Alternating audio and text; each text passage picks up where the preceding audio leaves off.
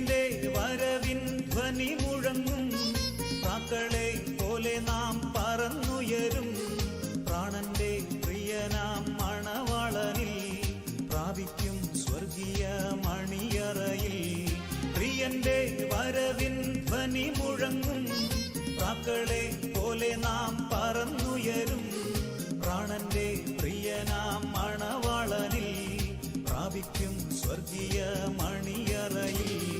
കഷ്ടങ്ങൾ സാരമില്ല, കണ്ണുനീർ സാരമില്ല.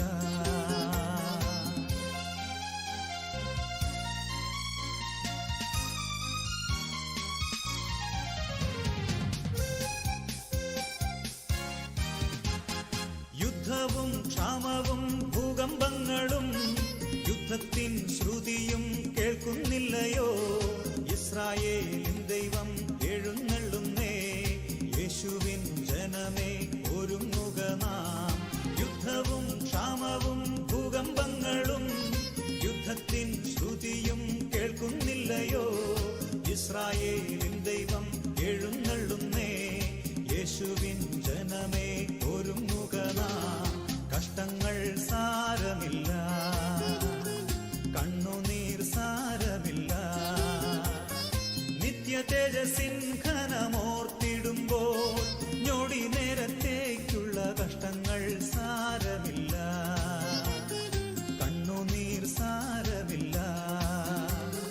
നിത്യ തേജസ്സിൻ ഘനമോർത്തിടുമ്പോൾ ഞൊടി നേരത്തേക്കുള്ള കഷ്ടങ്ങൾ സാരമില്ല, കണ്ണുനീർ സാരമില്ല.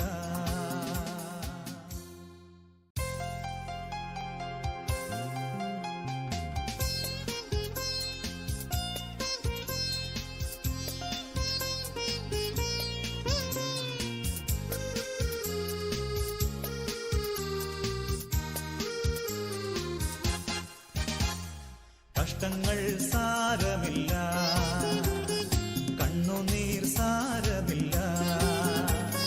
നിത്യ തേജസ്സിൻ ഘനമോർത്തിടുമ്പോൾ ഞൊടി നേരത്തേക്കുള്ള കഷ്ടങ്ങൾ സാരമില്ല, കണ്ണുനീർ സാരമില്ല. നിത്യ തേജസ്സിൻ ഘനമോർത്തിടുമ്പോൾ ഞൊടി നേരത്തേക്കുള്ള കഷ്ടങ്ങൾ സാരമില്ല, കണ്ണുനീർ സാരമില്ല.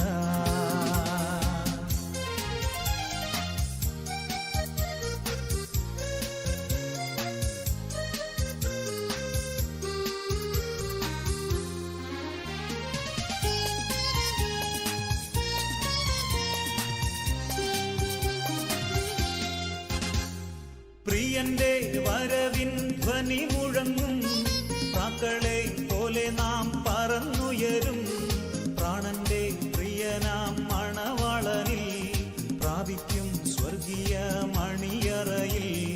പ്രിയന്റെ വരവിൻ ധ്വനി മുഴങ്ങും പ്രാക്കളെ പോലെ നാം പറന്നുയരും പ്രാണന്റെ പ്രിയനാം മണവാളനിൽ പ്രാപിക്കും സ്വർഗീയ മണിയറയിൽ.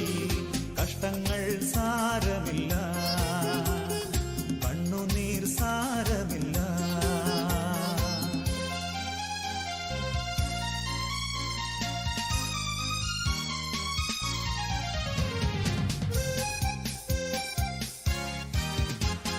യുദ്ധവും ക്ഷാമവും ഭൂകമ്പങ്ങളും യുദ്ധത്തിൻ ശ്രുതിയും കേൾക്കുന്നില്ലയോ? ഇസ്രായേലിൻ ദൈവം എഴുന്നള്ളുന്നേ, യേശുവിൻ ജനമേ ഒരുങ്ങുക നാം. യുദ്ധവും ക്ഷാമവും ഭൂകമ്പങ്ങളും യുദ്ധത്തിൻ ശ്രുതിയും കേൾക്കുന്നില്ലയോ? ഇസ്രായേലിൻ ദൈവം എഴുന്നള്ളുന്നേ, യേശുവിൻ ജനമേ ഒരുങ്ങുക നാം. കഷ്ടങ്ങൾ സാരമില്ല, കണ്ണുനീർ സാരമില്ല. നിത്യ തേജസ്സിൻ ഘനമോർത്തിടുമ്പോൾ ഞൊടി നേരത്തേക്കുള്ള കഷ്ടങ്ങൾ സാരമില്ല, കണ്ണുനീർ സാരമില്ല. നിത്യ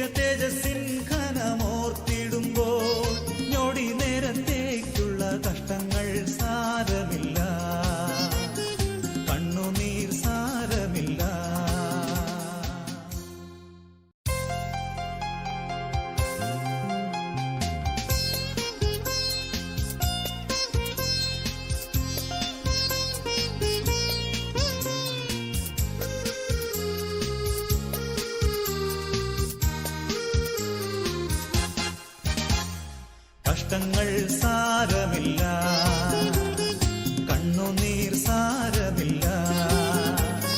നിത്യ തേജസ്സിൻ ഘനമോർത്തിടുമ്പോൾ ഞൊടി നേരത്തേക്കുള്ള കഷ്ടങ്ങൾ സാരമില്ല, കണ്ണുനീർ സാരമില്ല.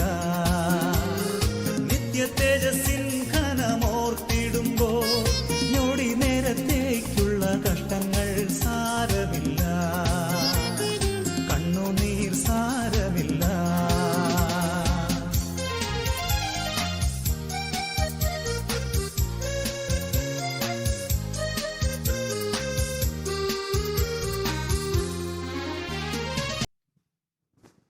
അനുതാപ സമയമിതാ, അനുഗ്രഹ നിമിഷമിതാ.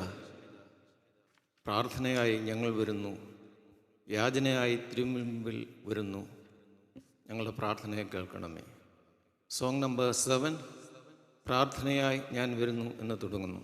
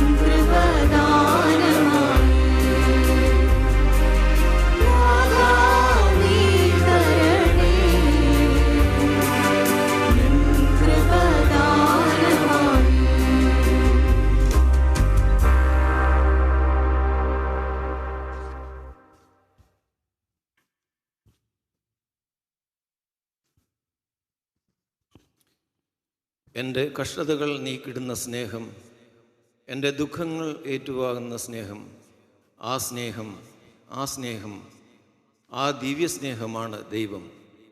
എന്നെ കൈപിടിച്ച് നടത്തുന്ന സ്നേഹം എന്ന് തുടങ്ങുന്ന ഗാനം, സോങ് നമ്പർ 2.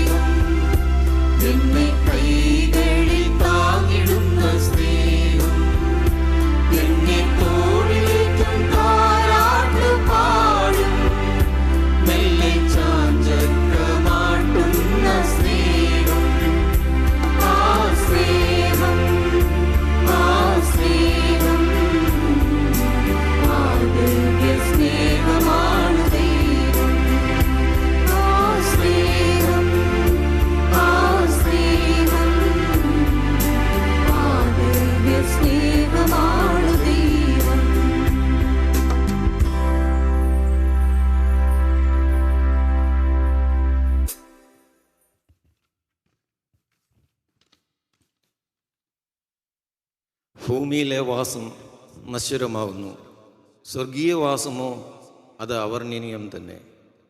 രോഗവും ശോകവും ഇല്ല അവിടെ, ആശയും നിരാശയും അവിടെ ഇല്ല. നിത്യാനന്ദം, തിരുപാദം എന്താനന്ദം. സോങ് നമ്പർ 5, നാഥൻ വരുന്നാളിൽ നാഥനോടനാൾ എന്ന് തുടങ്ങുന്നു.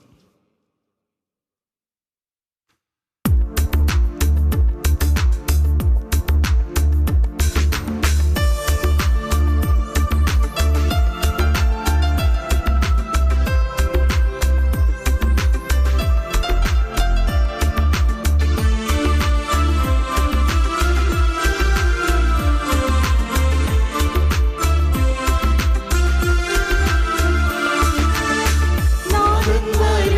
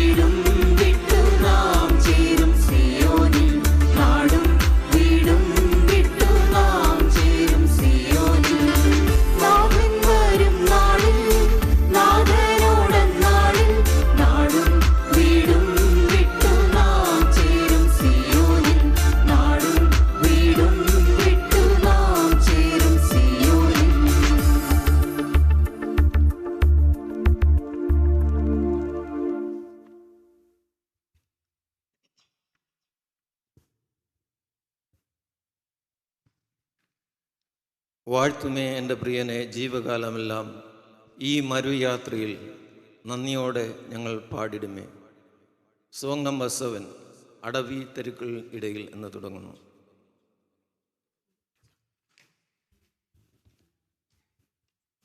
Song number 9.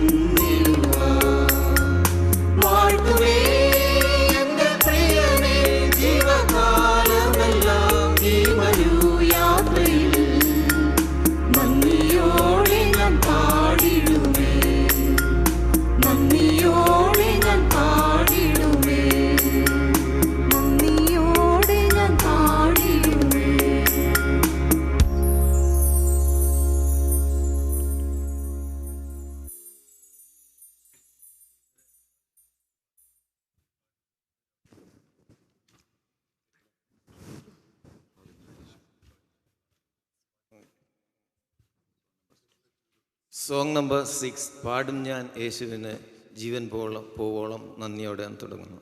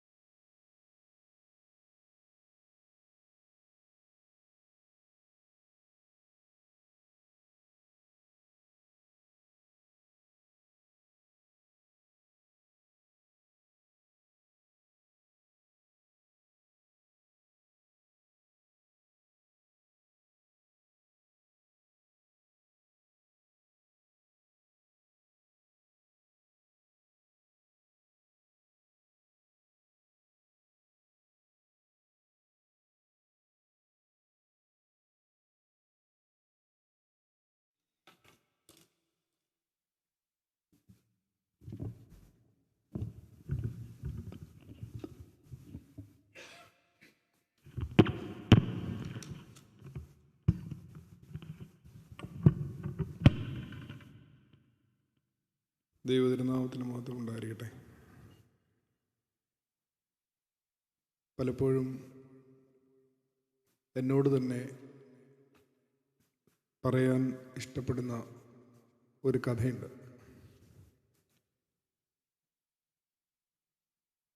അത് ചെല്ലുന്നിടങ്ങളിലൊക്കെ ഒരു വട്ടമെങ്കിലും പങ്കുവയ്ക്കണമെന്ന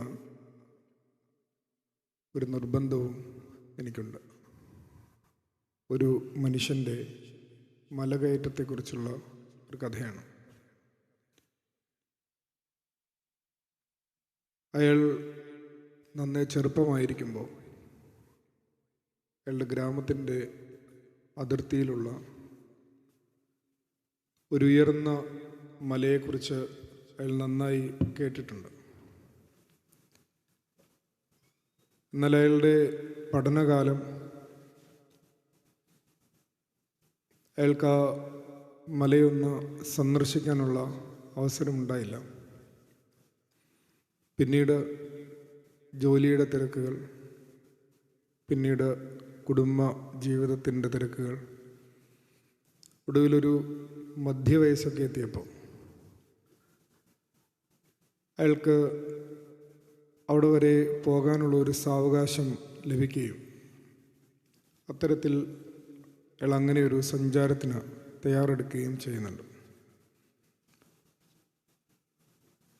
ഈ ഒരു സഞ്ചാരത്തിന്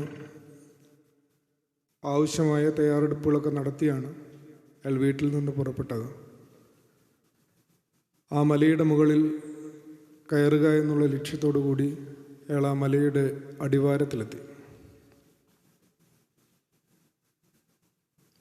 നമുക്കറിയാവുന്നതുപോലെ ഏതൊരു പർവ്വതത്തിനും ഒരു നെറുക, ഒരു പീക്ക് മാത്രമേ ഉള്ളൂ. എന്നാൽ അതിലേക്ക് കയറാൻ ആ മലയുടെ അടിവാരത്തിൽ അനേകം വഴികളുണ്ടാവും താനും. ഋഗ്വേദത്തിലൊക്കെ പരാമർശിക്കുന്നത് പോലെ സത്യം ഒന്നേ ഉള്ളൂ, അതിലേക്ക് സഞ്ചരിക്കാൻ അനേകം മാർഗങ്ങളുണ്ട് എന്ന് പറഞ്ഞതുപോലെ അയാൾ ഒന്നാമത്തെ വഴിയുടെ തലയ്ക്കലെത്തി. അപ്പോൾ ചില ആളുകൾ ഈ മലയിൽ കയറിയവർ ഇറങ്ങി വരുന്നുണ്ട്. അവരോട് അയാൾ ചോദിക്കുന്നുണ്ട്, എങ്ങനെയുണ്ടായിരുന്നു യാത്ര? സ്വാഭാവികമായ ഒരു കൗതുകം, ജിജ്ഞാസയൊക്കെ കൊണ്ട് നമ്മൾ സാധാരണ ഇങ്ങനെ ചോദിക്കാറുണ്ട്. ആ മലയുടെ മുകളിൽ കയറിയിട്ട് ഇറങ്ങി വന്ന ആളുകൾ അവരുടെ അനുഭവമൊക്കെ അയാളോട് പങ്കുവയ്ക്കുന്നുണ്ട്. കുറേയൊക്കെ മുകളിലേക്ക് എത്തുമ്പോൾ ഓക്സിജൻ ലെവലൊക്കെ കുറയാൻ സാധ്യതയുണ്ട്. അപ്പം അതിന് വേണ്ട കരുതലൊക്കെ ഉണ്ടാവണം. തണുപ്പ് വർദ്ധിക്കാൻ സാധ്യതയുണ്ട്, അതിന് വേണ്ട കരുതലൊക്കെ ഉണ്ടാവണം. പിന്നെ എവിടെയൊക്കെയാണ് സ്റ്റേഷനുകൾ നമ്മൾക്കൊന്ന് വിശ്രമിക്കാനുള്ളത്, ഇങ്ങനെയൊക്കെ കുറേ അറിവുകൾ അയാൾക്ക് പകർന്നു കൊടുത്തു. അയാൾ അതെല്ലാം കേട്ടു. പക്ഷേ അയാൾ ആ വഴിയിൽ കൂടി മുകളിലേക്ക് കയറിയില്ല. അയാൾ വീണ്ടും ഈ മലയുടെ അടിവാരത്തു കൂടി മുന്നോട്ട് നടന്നു. ഒരു സർക്കിളാണല്ലോ. അയാളിങ്ങനെ മുന്നോട്ട് നടന്നു കഴിഞ്ഞപ്പോൾ അടുത്ത ഒരു വഴി കണ്ടു. ആ വഴിയുടെ തലയ്ക്കലെത്തിയപ്പോഴും അവിടെ കുറേ കച്ചവടക്കാരൊക്കെ ഉണ്ട്. ഏത് ഉയർന്ന അനുഭവത്തിൻ്റെ താഴെയും കച്ചവടമുണ്ടെന്ന് നമുക്കറിയാം. അത് ആത്മീയതയായാലും ഭൗതികതയായാലും. അത്തരത്തിലൊരു കച്ചവട സ്ഥാപനങ്ങളുടെ ബാഹുല്യമുള്ളൊരു സ്ഥലമാണ് ആ വഴിയുടെ തലയ്ക്കൽ. ആ സ്റ്റാർട്ടിംഗ് പോയിന്റിലെത്തിയപ്പോൾ അവിടെയുള്ള കച്ചവടക്കാർ അയാളോട് പറഞ്ഞു, ഇങ്ങനെയൊന്നും പോയാൽ പറ്റില്ല, നിങ്ങൾക്ക് നല്ല ബൂട്ട്സ് വേണം, നല്ല ബാക്ക് പാക്ക് വേണം. ഇങ്ങനെ കുറേ അവർക്ക് വിൽക്കാനുള്ള സാധനങ്ങളെല്ലാം എന്തൊക്കെയാണോ അതെല്ലാം അയാളോട് പറഞ്ഞു കൊടുത്തു. ഈ മല കയറണമെങ്കിൽ ഇങ്ങനെയുള്ള സാമഗ്രികളൊക്കെ നിങ്ങൾക്ക് വേണം, നിങ്ങൾ കുറേ കൂടി എക്യുപ്ഡ് ആവാനുണ്ടെന്ന് അയാളോട് പറഞ്ഞു. അയാൾ അവിടെയും യാത്ര ആരംഭിച്ചില്ല. അയാൾ വീണ്ടും മുന്നോട്ട് നടന്നു. ഈ മലയുടെ ചുറ്റും വട്ടം കറങ്ങി എല്ലാ വഴിയുടെ തലക്കലും പോയി മുകളിലേക്ക് കയറിയവരോടും കയറാനുള്ളവരോടും അവിടെ നിൽക്കുന്നവരോടും ഒക്കെ ഇയാൾ ഈ മലകയറ്റത്തെക്കുറിച്ചുള്ള അറിവുകൾ ഇങ്ങനെ സമാഹരിച്ചു. ഒടുവിൽ അയാൾക്ക് എങ്ങനെ മല കയറണം, ഏത് വഴിയിൽ കൂടി കയറണം, ആ പോകുന്ന വഴിയിൽ എന്തൊക്കെ സഹായങ്ങളുണ്ട്, എന്തൊക്കെ തടസ്സങ്ങളുണ്ട്, ആ മലയുടെ ഉത്തുംഗതയിലെത്തുമ്പോഴുണ്ടാവുന്ന തുങ്കാനുഭവം എന്താണ്, ആ പീക്ക് എക്സ്പീരിയൻസ്, ആ മിസ്റ്റിക്കൽ എക്സ്പീരിയൻസ് എന്താണ് എന്നൊക്കെയുള്ള എല്ലാത്തരം അറിവുകളും അയാൾക്ക് ലഭിക്കുന്നുണ്ട്. ഈ അറിവെല്ലാം ലഭിച്ചു കഴിഞ്ഞപ്പോൾ അയാൾ ഒരു തീരുമാനത്തിലെത്തി, ഇനി എന്തിന് മല കയറണം. അയാൾ തിരിച്ച് വീട്ടിൽ പോയി. ശരിക്കും അറിവ് അനുഭവമാകുന്നില്ല എന്നുള്ളതാണ് നമ്മുടെ ജീവിതത്തിലെ ഏറ്റവും വലിയ പരാജയം. നമുക്കെല്ലാ കാര്യങ്ങളെക്കുറിച്ചും എത്രയോ അറിവുകളുണ്ട്. ദൈവത്തെക്കുറിച്ച്, മനുഷ്യരെക്കുറിച്ച്, ലോകത്തെക്കുറിച്ച്. പിന്നെ നമ്മൾ ഈ സ്കൂളിലൊക്കെ പഠിക്കുന്ന ജിയോഗ്രഫി, ഹിസ്റ്ററി, കെമിസ്ട്രി, മാത്തമാറ്റിക്സ്, വ്യത്യസ്ത ഭാഷകളിലുള്ള പ്രാവീണ്യം, ഇങ്ങനെ അറിവുകൾ കൂമ്പാരമായി നമുക്കെല്ലാവർക്കും ഉണ്ട്. പക്ഷേ ഈ അറിവുകളൊക്കെ നമ്മുടെ അനുഭവമാകുന്നുണ്ടോ എന്നുള്ളിടത്താണ് നമ്മുടെ ജീവിതത്തിൻ്റെ മൂല്യമിരിക്കുന്നത്, അതിൻ്റെ വാല്യൂ നിർണ്ണയിക്കപ്പെടുന്നത്. ഒരാളുടെ ജീവിതത്തിൻ്റെ അർത്ഥം, അതിൻ്റെ മൂല്യം, ഇതൊക്കെ നിർണ്ണയിക്കപ്പെടുന്നത് അയാൾ ആർജിക്കുന്ന ഓരോ അറിവും അയാളുടെ അനുഭവ മണ്ഡലത്തിൽ എങ്ങനെയാണ് അതിൻ്റെ പൂർണ്ണതയിൽ നിലകൊള്ളുന്നത് എന്നുള്ളതിനെ ആശ്രയിച്ചിരിക്കും. ഈ സന്ധ്യയിൽ വേദപുസ്തകം മുന്നോട്ട് വയ്ക്കുന്ന രണ്ടറിവുകൾ, നമുക്കെല്ലാം സുപരിചിതമായ രണ്ടറിവുകൾ. ആ അറിവുകൾ എത്രമാത്രം നമ്മുടെ അനുഭവത്തിലുണ്ട് എന്നുള്ള ഒരു അന്വേഷണം മാത്രമാണ് നമ്മൾ നടത്തുക. ഒന്നാമത്തെ അറിവ് ദൈവത്തെക്കുറിച്ചും രണ്ടാമത്തെ അറിവ് മനുഷ്യനെക്കുറിച്ചും പുസ്തകം മുന്നോട്ട് വയ്ക്കുന്ന ധാരണകളാണ്. ഞാൻ രാവിലെ നിങ്ങളോട് പരാമർശിച്ച പുസ്തകങ്ങൾ ഒന്ന് the lost art in scriptures എന്നുള്ളതാണ്. അതിൻ്റെ ഓതർ ഒരു അമേരിക്കൻ നണ്ണാണ്. അവർ നണ്ണായിരുന്നു എന്ന് വേണം പറയാൻ. പിന്നീട് അവർ ആ പ്രൊഫഷനൊക്കെ ഉപേക്ഷിച്ചു ഒരു എഴുത്തുകാരിയായിട്ട് മാറുകയാണ്. കാരൻ ആംസ്ട്രോങ് എന്നാണ് അവരുടെ പേര്. ഇപ്പോഴും അവരുണ്ട്. നമ്മൾക്ക് ടെഡ് ടോക്സിലൊക്കെ അവരുടെ പ്രഭാഷണങ്ങൾ കേൾക്കാവുന്നതുമാണ്. വാർദ്ധക്യമായി. കാരൻ ആംസ്ട്രോങ്ങിൻ്റെ പ്രസിദ്ധമായ പല പുസ്തകങ്ങളുണ്ട്. നമുക്ക് ചിലപ്പോൾ ആശയപരമായ ചില വിയോജിപ്പുകളൊക്കെ വായനയിലൊക്കെ ഉണ്ടാവാം. എങ്കിൽ പോലും ഹിസ്റ്ററി ഓഫ് ഗോഡ് എന്ന് പറയുന്ന ഒരു പുസ്തകം അവരുടേതായിട്ടുണ്ട്. ദൈവത്തിൻ്റെ ചരിത്രം. ആ പുസ്തകം യഹൂദ മതത്തിൻ്റെയും ക്രൈസ്തവ മതത്തിൻ്റെയും ഇസ്ലാം മതത്തിൻ്റെയും ദൈവസങ്കല്പം ഉരുത്തിരിയുന്ന പഴയ നിയമ പുസ്തകത്തെ ആധാരമാക്കിയുള്ള ഒരു പഠനമാണ്. ഓൾഡ് ടെസ്റ്റമെൻ്റാണ് ഈ മൂന്ന് മതങ്ങളുടെയും ദൈവസങ്കല്പത്തിൻ്റെ പ്രാരംഭം ചരിത്രത്തിലൂടെ സൂചിപ്പിക്കുന്നത് എന്ന് നമ്മൾക്കറിയാം. അങ്ങനെയെങ്കിൽ വേദപുസ്തകം ദൈവത്തെക്കുറിച്ച് ആദ്യമായി നൽകുന്ന അറിവെന്താണ്? ഉൽപ്പത്തി പുസ്തകത്തിലാണ് അത് ആരംഭിക്കുന്നത്. ഉൽപ്പത്തി പുസ്തകത്തിൽ ആദ്യമായി നമുക്ക് ലഭിക്കുന്ന ഒരു ദൈവാനുഭവം വെയിലാറിയപ്പോൾ ദൈവം ഏദൻ തോട്ടത്തിലൂടെ നടക്കാനിറങ്ങി.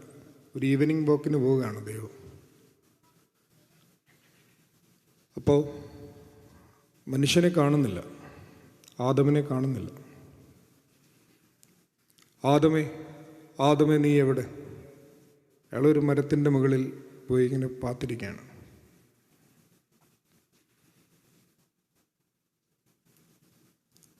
കാര്യമൊക്കെ നമുക്കറിയാം. അയാളുടെ ഭാര്യ പറഞ്ഞിട്ട് അയാളൊരു പഴമൊക്കെ പകുതി തിന്നു. അയാളിങ്ങനെ ലജ്ജിച്ച് മാറി നിൽക്കുകയാണ്. നമ്മൾ അതിലേക്കൊന്നും പോകണ്ട. ഒരു കാര്യം മാത്രം, അന്ന് അയാൾ ദൈവത്തിൻ്റെ കൂടെ നടക്കാൻ പോയില്ല. പക്ഷേ തലേന്ന് വരെ അയാൾ ദൈവത്തിൻ്റെ കൂടെ നടന്നിട്ടുണ്ട്. അല്ലെങ്കിൽ അന്ന് പതിവ് പോലെ വെയിലാറിയപ്പോൾ ദൈവം നടക്കാനിറങ്ങിയെന്ന് തിരുവെഴുത്തിൽ പറയില്ലല്ലോ. മനുഷ്യൻ്റെ കൂടെ നടക്കുന്ന ദൈവം, അതാണ് ഉൽപ്പത്തി പുസ്തകം ആദ്യമായി തരുന്ന ദൈവാനുഭവം. ദൈവം മനുഷ്യൻ്റെ കൂടെ എന്നുള്ളതിനൊരൊറ്റ വാക്ക് നമ്മൾ വേദപുസ്തക പശ്ചാത്തലത്തിൽ ഉപയോഗിക്കുന്നുണ്ട്. Immanuel, God with us. വേദപുസ്തകം ആദ്യമായി ചരിത്രത്തിന് സമ്മാനിക്കുന്ന ദൈവാനുഭവം മനുഷ്യൻ്റെ കൂടെ നടക്കുന്ന ദൈവമാണ്.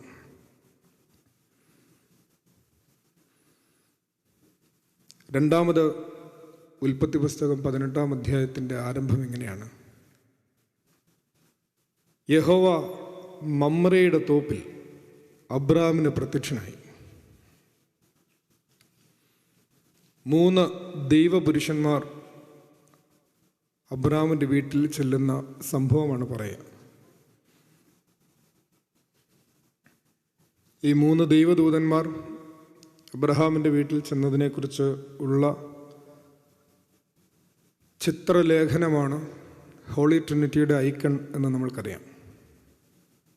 ഒരു മേശയിൽ ഒരപ്പത്തിൻ്റെ അംശികളായി ഒരു ഓക്കുമരത്തണലിൽ ഒരു ഭവനത്തിൻ്റെ പശ്ചാത്തലത്തിൽ ആന്ദ്രേ റുബ്ലോവിൻ്റെ വളരെ പ്രസിദ്ധമായ ഹോളി ട്രിനിറ്റിയുടെ ഐക്കൺ ഉള്ളത് നമ്മൾക്കറിയാം.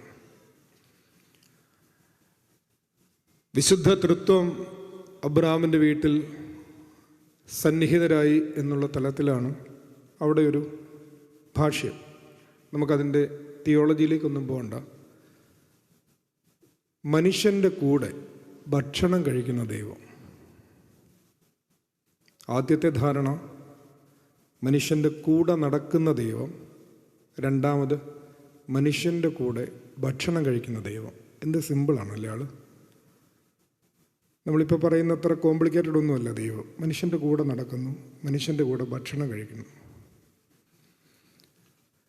ഇനി മൂന്നാമത് വരുമ്പോൾ ഉൽപ്പത്തി പുസ്തകം 32-ാം അധ്യായത്തിലെത്തുമ്പോൾ യബ്ബോക്ക് കടവെങ്കിൽ രാവെളുക്കുവോളം യാക്കോബ് ഒരു ദൈവപുരുഷനുമായി മല്ല് പിടിക്കുന്നു.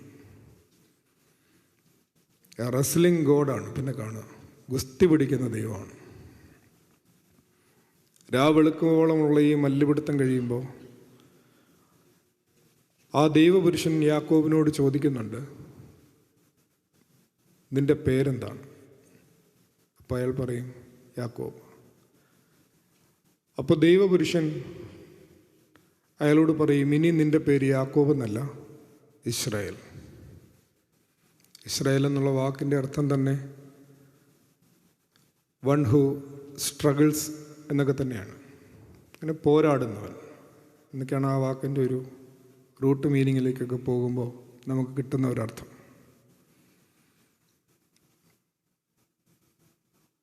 ഒരാളുടെ എൻലൈറ്റൻമെൻറ്റിന് അയാൾ നന്നായി സ്ട്രഗിൾ ചെയ്തേ പറ്റുള്ളൂ എന്നൊക്കെ അതിനോട് ചേർത്തൊക്കെ ഉള്ള പഠനങ്ങളുണ്ട്. ഇങ്ങനെ പുതിയ പേര് കിട്ടിയ ഇസ്രായേൽ തിരിച്ച ദൈവപുരുഷനോട് ചോദിച്ചു, നിന്റെ പേരെന്താണ്? അയാൾ മറുപടി പറഞ്ഞില്ല. അയാൾ പേര് പറഞ്ഞില്ല. ശ്രദ്ധിക്കണം, ഒരാളുടെ പേര് മാറ്റി പുതിയ പേരിടുന്നു. ആ പേരിട്ടയാൾ അയാളുടെ പേര് മാറിയ ആളിനോട് പറയുന്നതുമില്ല. അതിൻ്റെ പിന്നിൽ എന്തെങ്കിലും അർത്ഥം ഉണ്ട്. പ്രത്യേകിച്ചും എബ്രായ വേദപാരമ്പര്യത്തിൽ പേര് വിളിക്കുക, പുതിയ പേരിടുക എന്നൊക്കെ പറഞ്ഞാൽ അതൊരു ഇമ്പീരിയൽ അതോറിറ്റിയുടെ സൂചനയാണ്, ഒരു അധീശത്വത്തിൻ്റെ സൂചനയാണ്. ആദം സകല ജീവജാലങ്ങൾക്കും പേരിട്ടു എന്നാണ് തിരുവെഴുത്ത്. അത് ആദമിൻ്റെ റോയൽ ഡിഗ്നിറ്റി, ആദമിൻ്റെ വാഴ്ചയുടെ അധികാരത്തിൻ്റെ സൂചനയായി എബ്രായ വേദ ഗ്രന്ഥങ്ങൾ വ്യാഖ്യാനിക്കുമ്പോൾ റാബിമാർ മുതൽ ക്രൈസ്തവ വേദ പണ്ഡിതന്മാർ വരെ പറഞ്ഞു വയ്ക്കുന്നുണ്ട്. നമ്മുടെ ഭാരതീയ പശ്ചാത്തലത്തിൽ നമ്മുടെ നാട്ടിലെ രീതികളൊക്കെ ഓർത്തെടുത്താൽ നിങ്ങൾക്കറിയാം, ഒരു 100 വർഷം മുമ്പെങ്കിലും വലിയ ഫ്യൂഡൽ പ്രഭുക്കന്മാർ അല്ലെങ്കിൽ ജന്മിമാരൊക്കെ അവരുടെ അടിയാന്മാരുടെ മക്കളൊക്കെ ഉണ്ടാകുമ്പോൾ നമുക്ക് നാട്ടിലറിയാമല്ലോ, അയിത്തമൊക്കെ നിലനിന്ന കാലത്ത് ഇത്രയടി ദൂരത്ത് നിന്നുകൊണ്ട് ഈ പറയുന്ന ആളുകളൊക്കെ അവരുടെ കുഞ്ഞിനെ എങ്ങനെ ഉയർത്തി കാണിക്കും. തമ്പ്ര ഏനൊരു കുഞ്ഞുണ്ടായി, അപ്പോൾ തമ്പ്രാൻ ഒരു പേരിടും, അതാണ് അവൻ്റെ പേരും മേൽവിലാസവും എല്ലാം. പേരിടുക എന്ന് പറഞ്ഞാൽ അത് അധികാരത്തിൻ്റെ സൂചനയാണ്. അപ്പം അതുകൊണ്ട് തന്നെ യാക്കോബ് എന്ന പേര് മാറ്റി ഇസ്രായേൽ എന്ന പേര് തിരഞ്ഞെടുക്കപ്പെട്ട ജനതയ്ക്ക് നൽകിക്കൊണ്ട് ദൈവം മനുഷ്യൻ്റെ മേൽ ഒരു അധികാരപ്രയോഗം നടത്തുന്നു എന്നൊരു സൂചന അതിൻ്റെ ഇടയിലുണ്ട്. അത് മാത്രമല്ല,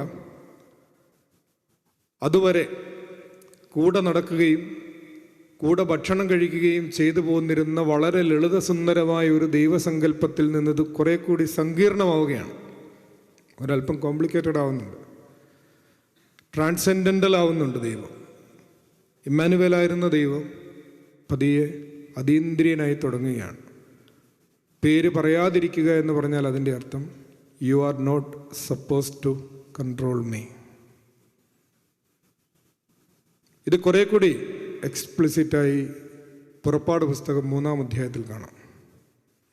മോശയ്ക്കുണ്ടായ മുൾപ്പടർപ്പിലെ ദൈവാനുഭവം. മോശേ മോശേ, നീ നിൽക്കുന്ന സ്ഥലം വിശുദ്ധമാകിയാൽ നിന്റെ കാലിൽ നിന്ന് ചെരുപ്പ് അഴിച്ചു മാറ്റുക.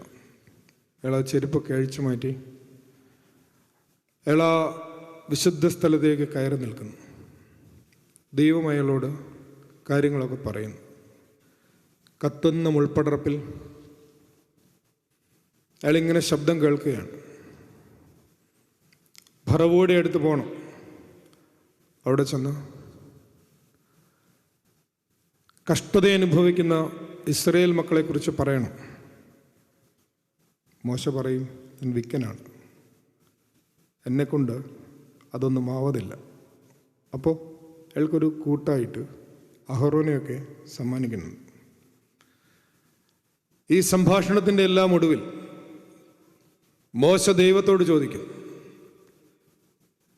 അങ്ങീ പറഞ്ഞ കാര്യങ്ങളെല്ലാം ഞാൻ മിസ്രയീമിൽ ഫറവോയുടെ അടുത്തെത്തി പറയുമ്പോൾ അവൻ എന്നോട് ചോദിക്കും, ഇത് നിന്നോട് പറഞ്ഞു വിട്ടവൻ്റെ പേരെന്താണ്? അപ്പോൾ യാക്കോബിന് കിട്ടിയതുപോലെ ഒരു മൗനമല്ല മോശയ്ക്ക് കിട്ടിയത്. മോശയോട് ദൈവം പറയുന്നു, I am what I am. ഞാനാകുന്നവൻ ഞാനാകുന്നു. ഏ ആശയർ ഏ. ഈ ഹീബ്രു വരിയുടെ ആദ്യാക്ഷരങ്ങൾ ചേർത്ത് വയ്ക്കുമ്പോഴാണ് യാഹ്വേ എന്ന ദൈവ സങ്കല്പത്തിലേക്ക് പഴയ നിയമം മെല്ലെ നടന്നെടുക്കുന്നത്. യഹോവ എന്ന ദൈവസങ്കല്പത്തിലേക്ക് വരികയാണ്. അതുവരെയും ഗോഡ് ഓഫ് ആൻസസ്റ്റേഴ്സ് എന്ന നിലയിൽ അബ്രഹാമിൻ്റെയും ഇസ്ഹാക്കിൻ്റെയും യാക്കോബിൻ്റെയും ദൈവമെന്ന പൂർവ്വപിതാക്കന്മാരുടെ ദൈവത്തിൽ നിന്ന് അതിശക്തനായ ഫറവോയെ പോലെയുള്ള ഭരണാധികാരികളുടെ എല്ലാ തരത്തിലുള്ള പീഡനമുറകളെയും അതിജീവിക്കാൻ ശേഷിയുള്ള ബാധകൾ അയക്കാൻ പ്രാപ്തിയുള്ള ഒരു ദൈവസങ്കല്പത്തിലേക്ക് പതിയെ പഴയ നിയമം മനുഷ്യരാശിയെ കൊണ്ടുപോവുകയാണ്. ദൈവത്തെക്കുറിച്ചുള്ള മനുഷ്യൻ്റെ അറിവാണ് നമ്മളിങ്ങനെ പറഞ്ഞുകൊണ്ടിരിക്കുന്നത്. ഇവിടെ ഒരു എവല്യൂഷനുണ്ട്, ദൈവസങ്കല്പത്തിലൊരു എവല്യൂഷനുണ്ട്. അതാണ് ഇവിടെ പരാമർശിക്കുന്നത്. ഇത് വീണ്ടും പുറപ്പാട് പുസ്തകം 19-ാം അധ്യായം എത്തുമ്പോഴേക്കും സീനായി മലയുടെ നെറുകയിൽ മോശ 10 കൽപ്പനകൾ പ്രാപിക്കുവാൻ വേണ്ടി 40 രാവും 40 പകലും തപസ് ചെയ്തിരിക്കുമ്പോൾ, ഒടുവിൽ അവന് കൽപ്പനകളൊക്കെ കിട്ടിക്കഴിയുമ്പോൾ അവിടെ സൂചിപ്പിക്കുന്ന ഒരു വാക്കുണ്ട്, എ ഡിവൈൻ ഡാർക്ക്നെസ്, ഒരു ദിവ്യമായ അന്ധകാരം അവിടെ ഇങ്ങനെ ചൂഴ്ന്നു നിൽക്കുകയാണ്. അതിനെക്കുറിച്ച് ഗ്രിഗറി ഓഫ് നിസ ഒക്കെ ലൈഫ് ഓഫ് മോസസിൽ എഴുതുന്നത്, the divine darkness symbolises the divine ignorance. മനുഷ്യന് ദൈവത്തെ അറിയാനുള്ള അവൻ്റെ പരിമിതി, അവൻ്റെ ബുദ്ധിയുടെ പരിമിതി അവൻ തിരിച്ചറിയുന്ന ആ നിമിഷത്തിൻ്റെ പേരാണ് യഥാർത്ഥ അറിവ്. അതാണ് ഡിവൈൻ ഇഗ്നറൻസ്. ഇതിനെക്കുറിച്ച് കുറേ കൂടി വിശദമായി നിങ്ങൾക്ക് വായിക്കാൻ താല്പര്യമുണ്ടെങ്കിൽ പൗലോസ് മാർ ഗ്രിഗോറിയോസ് തിരുമേനിയുടെ കോസ്മിക് മാൻ എന്ന അദ്ദേഹത്തിൻ്റെ പ്രബന്ധം വളരെ വിശദമായി ഈ വിഷയത്തെക്കുറിച്ച് പരാമർശിക്കുന്നുണ്ട്.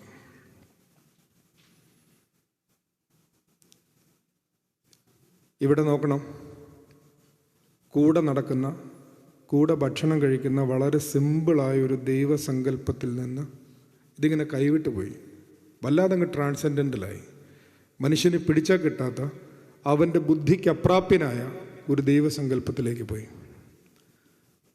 മോശ അവരെ കനാൻ ദേശത്തേക്ക് എത്തി. 10 കൽപ്പനകളൊക്കെ കയ്യിലുണ്ട്. ഏതാണ്ടൊരു BC 1200-ലാണ് എക്സോഡസ് നടക്കുന്നതെന്ന് നമ്മൾക്കറിയാം. അവരോടെ എത്തി. പാലും തേനും ഒഴുകുന്ന സ്ഥലമാണ് കനാൻ, നല്ല സമൃദ്ധിയുടെ സ്ഥലമാണ്. കുറേ വർഷങ്ങളോളം അവരവിടെ താമസിക്കുകയാണ്. മനുഷ്യൻ്റെ ജീവിതത്തിൽ വളരെ പെട്ടെന്ന് വലിയ സമൃദ്ധിയൊക്കെ ഉണ്ടായാൽ, നല്ല പ്രോസ്പെരിറ്റിയൊക്കെ ഉണ്ടായാൽ ആദ്യം മറക്കാൻ സാധ്യതയുള്ളത് ആരെയാണ്? ദൈവത്തെ. അതിന്നും അന്നും അവർ മറന്നുപോയി. മോശ അവർക്ക് കൊടുത്ത 10 കൽപ്പനകളിൽ ഒന്നാമത്തേത് അവർ മറന്നുപോയി. ഞാനല്ലാതെ അന്യ ദൈവങ്ങൾ നിനക്കുണ്ടാവരുത്. ഒരു 300 വർഷം അവിടെ താമസിച്ച് കഴിഞ്ഞപ്പോഴേക്കും എന്തുമാത്രം ദൈവങ്ങൾ അവർക്കുണ്ട്. ബാൽ, അശേര, യഹോവ, ഇങ്ങനെ അതിൻ്റെ കൂട്ടത്തിൽ ഒരാളായിട്ട് പോവാണ് ദൈവമൊക്കെ. അതിൻ്റെ ഒരു തിന്മയുടെ ഒരു ക്ലൈമാക്സ്, അതിൻ്റെ ഒരു പാരമ്യം എന്താണെന്ന് വെച്ചാൽ, ഒരു 300 വർഷം പിന്നിടുമ്പോഴേക്കും ഇസ്രയേലിനെ ഭരിക്കുന്ന രാജാവിൻ്റെ പേര് ആഹാബ് എന്നാണ്. ദൈവജനമായി ഇസ്രയേലിനെ ഭരിക്കുന്ന ആഹാബ് എന്ന് പറയുന്ന രാജാവിൻ്റെ ഭാര്യയുടെ പേര് ഇസബേൽ. അവൾ ബാലിൻ്റെ പൂജാരിണിയാണ്. യഥാ രാജ തഥാ പ്രജ. രാജാവ് ഇങ്ങനെ അന്യദൈവത്തെ പൂജിക്കുന്നവളെയാണ് വിവാഹം കഴിച്ചിരിക്കുന്നത്. അപ്പോൾ ജനങ്ങളുടെ കാര്യം പറയേണ്ടതുണ്ടോ? അത്രമേൽ ഇതിങ്ങനെ ദുഷിച്ചു പോയിരിക്കുകയാണ്. അപ്പോഴാണ് അവിടെ വലിയ തർക്കമാണ്. നമ്മൾ പറഞ്ഞല്ലോ, ഒരുപാട് ദൈവങ്ങളുണ്ട്. അപ്പോൾ ആരാണ് മഴ പെയ്യിക്കുന്നത്, ആരാണ് മഴ പെയ്യിക്കാതിരിക്കുന്നത്, ഇങ്ങനെ തർക്കങ്ങളൊക്കെയുണ്ട്. അപ്പോൾ അതിനിടയ്ക്കാണ് ഒരു മനുഷ്യൻ എഴുന്നേറ്റ് വരിക. ഒട്ടകരോമം കൊണ്ടുള്ള ഒരു ഉടുപ്പ്, അരയിൽ തോൽവാറ് ഒക്കെ ചുറ്റി, സാധാരണ മനുഷ്യർ നടക്കുന്നതിൽ നിന്ന് വ്യത്യസ്തമായ ഒരു ഭാഷണ രീതിയും ഭൂഷണ രീതിയും ഭക്ഷണ രീതിയും ഒക്കെയുള്ള ഒരു മനുഷ്യൻ. അയാൾ വന്നിട്ട് പറയുകയാണ്, ഞാൻ സേവിച്ചു നിൽക്കുന്ന ദൈവമായ യഹോവയാണ്. ഇനി ഞാൻ പറഞ്ഞിട്ടല്ലാതെ ഈ ദേശത്ത് ഈ ആണ്ടുകളിൽ മഞ്ഞും മഴയും ഉണ്ടാവുകയില്ല. Yahweh is my God, Elijah. ആ പേരിൻ്റെ അർത്ഥം തന്നെ അതാണ്. അയാളുടെ പേര് തന്നെ അയാളുടെ ജീവിതത്തിൻ്റെ ലക്ഷ്യത്തെ, അർത്ഥത്തെ വിശദീകരിക്കുകയാണ്. Yahweh is my God. അയാൾ പറയുകയാണ്, മഴ പെയ്യിക്കുന്നതാരാണ്, വെയിലുണ്ടാക്കുന്നതാരാണ്, എന്നുള്ളതിൽ നിങ്ങൾക്കിനി ഒരു ആശയക്കുഴപ്പവും വേണ്ട.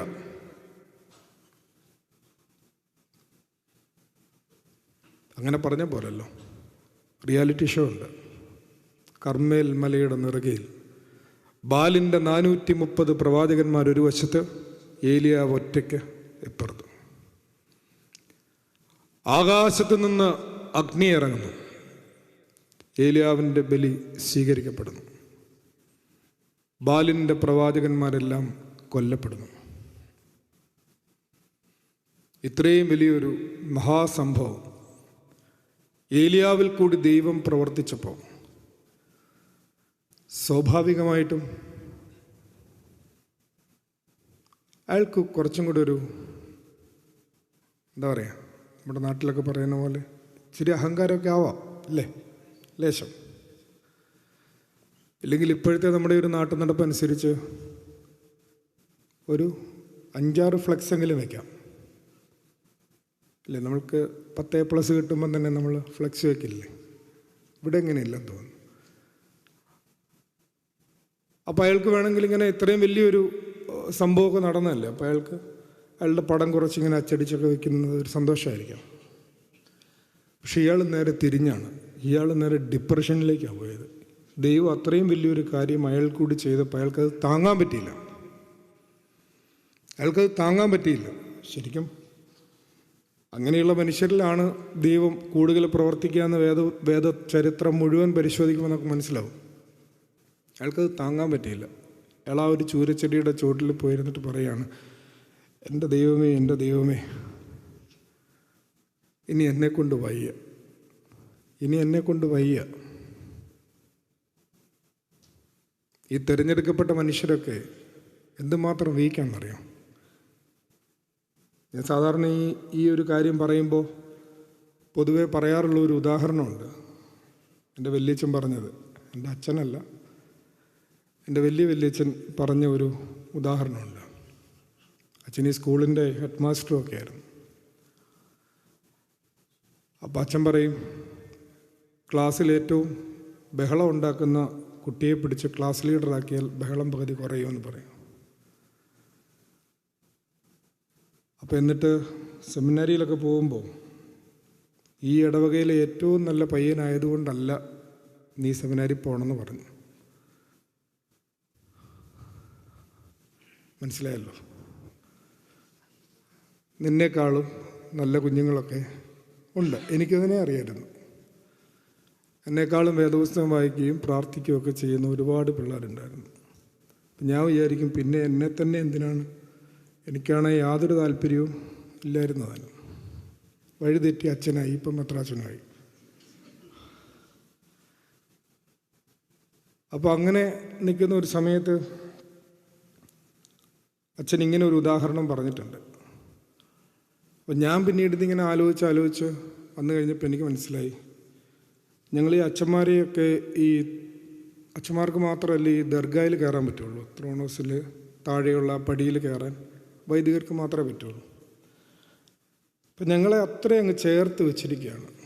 ഞങ്ങൾ ഈ ത്രോണോസ് മുത്തുമ്പോൾ ഉള്ള പ്രാർത്ഥന, ചങ്ങലകളാൽ ഞങ്ങളെ ഇതിനോട് ബന്ധിക്കണമെന്നാണ് ശുശ്രൂഷക്കാർക്കറിയാം.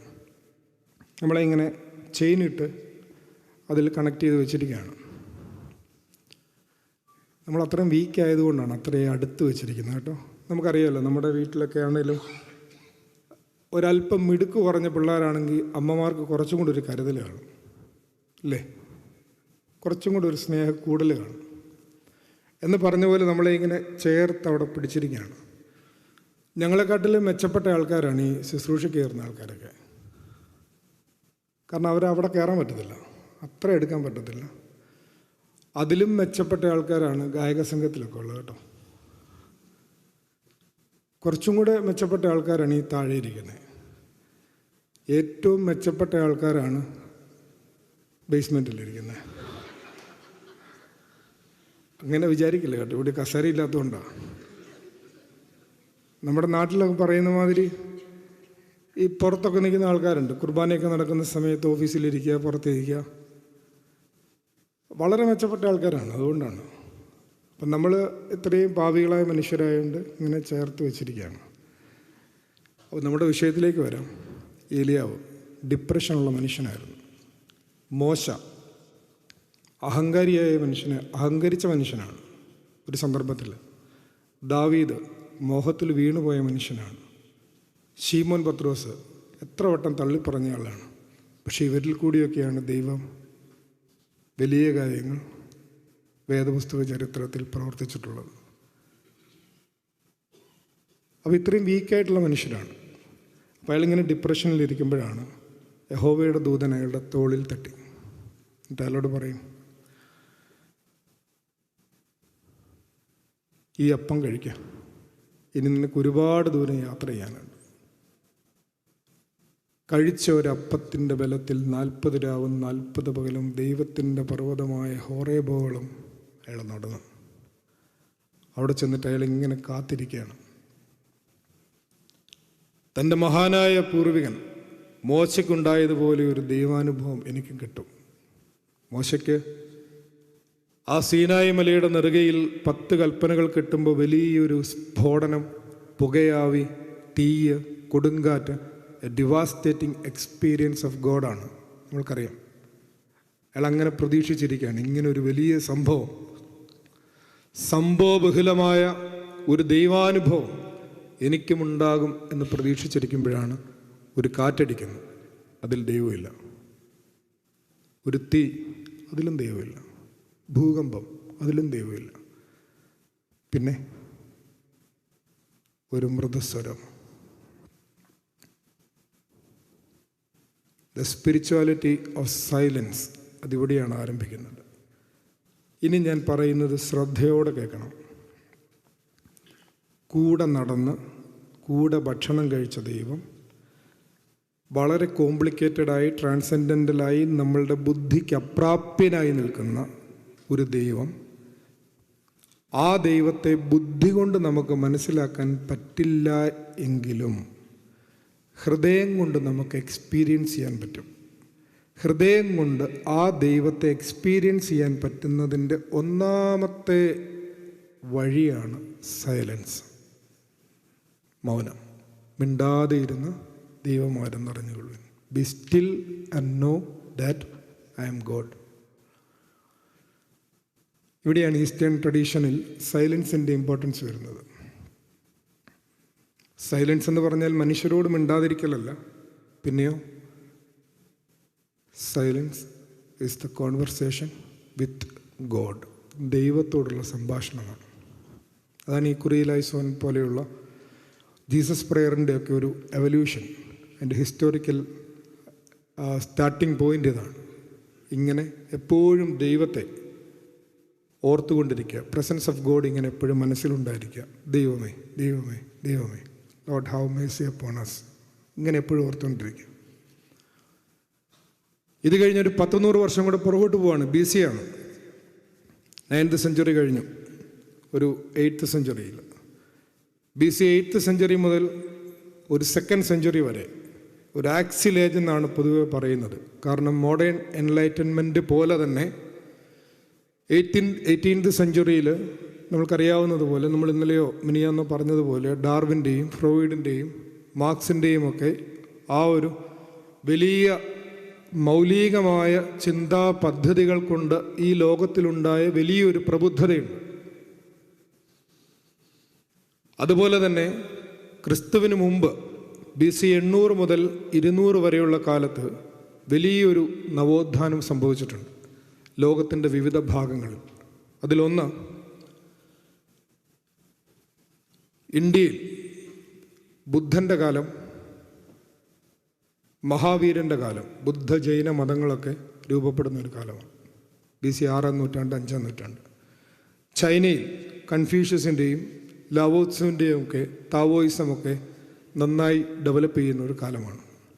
മിഡിൽ ഈസ്റ്റ് പാൻതെയ്സത്തിൽ നിന്ന് മോണോതെയ്സത്തിലേക്ക്, ബഹുദൈവ വിശ്വാസത്തിൽ നിന്ന് ഏകദൈവ വിശ്വാസത്തിലേക്ക് പരിണമിക്കുന്ന ഒരു കാലമാണ്. ഈ ഒരു പീരീഡ് ഓഫ് ടൈമിലാണ് ഐസയ 1-ാമൻ 2-ാമൻ 3-ാമൻ ഇവരുടെ പ്രവചനങ്ങളൊക്കെ ഉള്ളത്. യെശയ്യാ പ്രവചനത്തിൻ്റെ ഒരു പ്രത്യേകത, അതിനകത്ത് ഒരുപാട് നവോത്ഥാന മൂല്യങ്ങൾ പതിവിന് വിപരീതമായി വേദപുസ്തകത്തിൽ നാം കാണുന്നുണ്ട്. അതുകൊണ്ട് തന്നെ യേശു തൻ്റെ പ്രസംഗത്തിൽ കൂടുതൽ ഉദ്ധരിച്ചിട്ടുള്ള പഴയ നിയമ ഗ്രന്ഥങ്ങളിലൊന്ന് യെശയ്യാ പ്രവചനമാണ്. യേശുവിൻ്റെ ആദ്യത്തെ പ്രസംഗം നസറേത്ത് മാനിഫെസ്റ്റോയിൽ പോലും താൻ സംസാരിച്ചു തുടങ്ങുന്നത് യെശയ്യാവിൻ്റെ പ്രവചനം ഉദ്ധരിച്ചുകൊണ്ടാണ്. എളിയവരോട് സദ്വർത്തമാനം പറയാനും എന്ന് പറഞ്ഞിട്ടാണ്. ഇന്നലെ തന്നെ നമ്മൾ സംസാരിച്ച വിഷയത്തിലും കൈ കഴുകാതെ നിന്റെ ശിഷ്യന്മാർ ഭക്ഷണം കഴിച്ചുവെന്ന് മതപ്രമാണിമാർ അവനോട് പറയുമ്പോൾ അവൻ അവർക്ക് മറുപടിയായി പറയുന്ന ഉദ്ധരണിയും യെശയ്യാവിൻ്റേതാണ്. ഈ ജനം അതരം കൊണ്ട് എന്നെ ബഹുമാനിക്കുന്നു, പക്ഷെ ഹൃദയം കൊണ്ട് എന്നോട് അകന്നിരിക്കുന്നു. യെശയ്യാവിൻ്റെ പ്രവചനത്തിൽ മറ്റ് പല സൂചനകളുമുണ്ട്. നിങ്ങളുടെ നോയമ്പ് എങ്ങനെയുള്ളത്? വേഴാമ്പലിനെ പോലെ തലകുനിച്ചിരിക്കുന്നത്. അതല്ല നോമ്പ്. നിങ്ങളുടെ പെരുന്നാളും അമാവാസിയും എനിക്ക് വെറുപ്പാണ്. ബന്ധിതരെ വിടുവിക്കുക, നുകത്തിൻ്റെ അമിക്കയറുകളെ പൊട്ടിച്ചു കളയുക. A liberating God, A compassionate God, കരുണയുള്ള ദൈവം, ജനതകളുടെ പ്രകാശം, the light of the Nations. എവിടുന്നാ തുടങ്ങിയത്? God of ancestors, then Yahweh. അത് ഇസ്രയേലിൻ്റെ മാത്രം ദൈവമായിരുന്നു. അത് കഴിഞ്ഞ് നവോത്ഥാന കാലത്തേക്ക് എത്തുമ്പോൾ ഇത് സകല ജനതകളുടെയും പ്രകാശമായ ദൈവം, എ യൂണിവേഴ്സൽ ഗോഡ്. ഇങ്ങനെ ഒരു എവല്യൂഷൻ സംഭവിക്കുകയാണ്. ആ പ്രവചന പുസ്തകത്തിലാണ് പറയുന്നത്,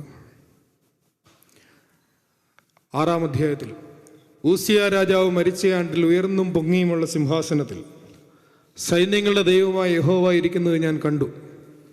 6 ചിറകുള്ള സാറാഫുകൾ, 2 കൊണ്ട് മുഖം മൂടി, 2 കൊണ്ട് കൈമൂടി, 2 കൊണ്ട് കാലും മൂടി ഉയർന്ന് പാടി പറയുകയാണ്, ഖാദേശ് ഖാദേശ് ഖാദേശ്, ഹോളി ഹോളി ഹോളി. സൈന്യങ്ങളുടെ ദൈവമായ യഹോവ പരിശുദ്ധൻ പരിശുദ്ധൻ പരിശുദ്ധൻ. ഇത് പറഞ്ഞു കഴിയുമ്പോൾ എന്താ പറയുക? അയ്യോ, ഞാൻ അശുദ്ധിയുള്ള അധരമുള്ള മനുഷ്യൻ, അശുദ്ധിയുള്ള അധരമുള്ള ജനത്തിൻ്റെ നടുവിൽ വസിക്കുന്നു. ദൈവത്തിൻ്റെ വിശുദ്ധിയുടെ ആ മഹത്വം കണ്ടു കഴിയുമ്പോൾ തൻ്റെ അശുദ്ധിയെ അയാൾ തിരിച്ചറിയുകയാണ്. സത്യ അനുതാപത്തിലേക്ക് അയാൾ വീഴുകയാണ്.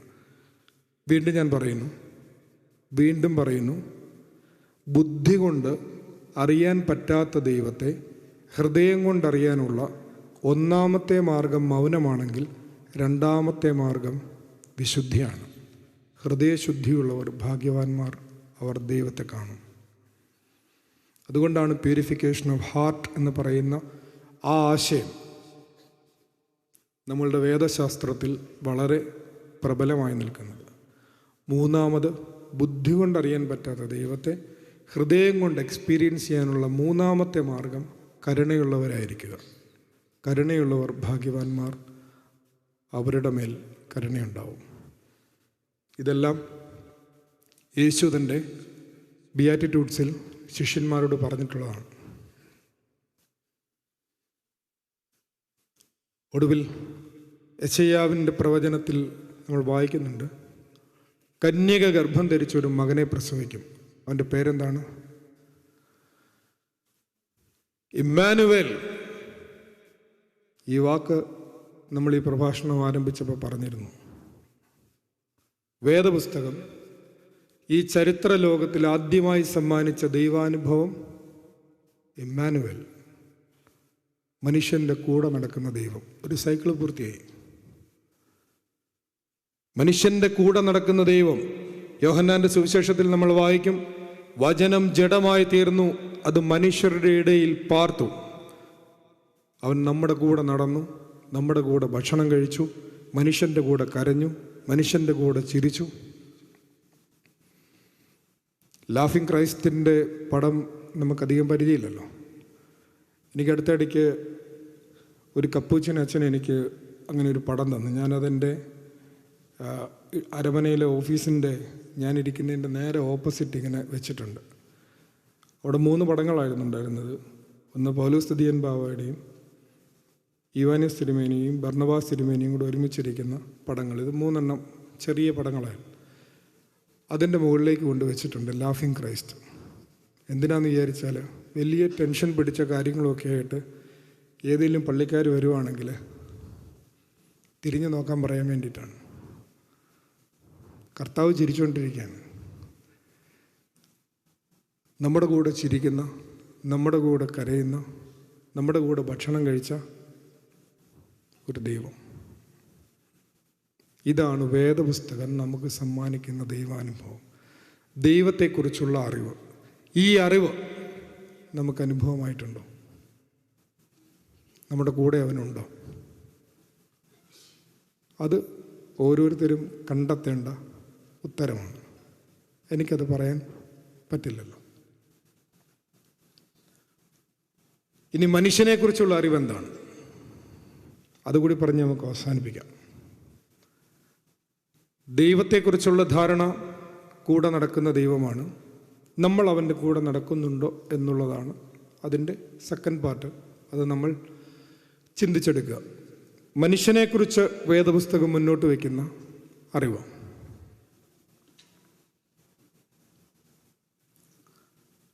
ആദമേ, നിന്നെ ഞാൻ തോട്ടത്തിലാക്കി, തോട്ടം സൂക്ഷിപ്പാനും കായ്കനികൾ.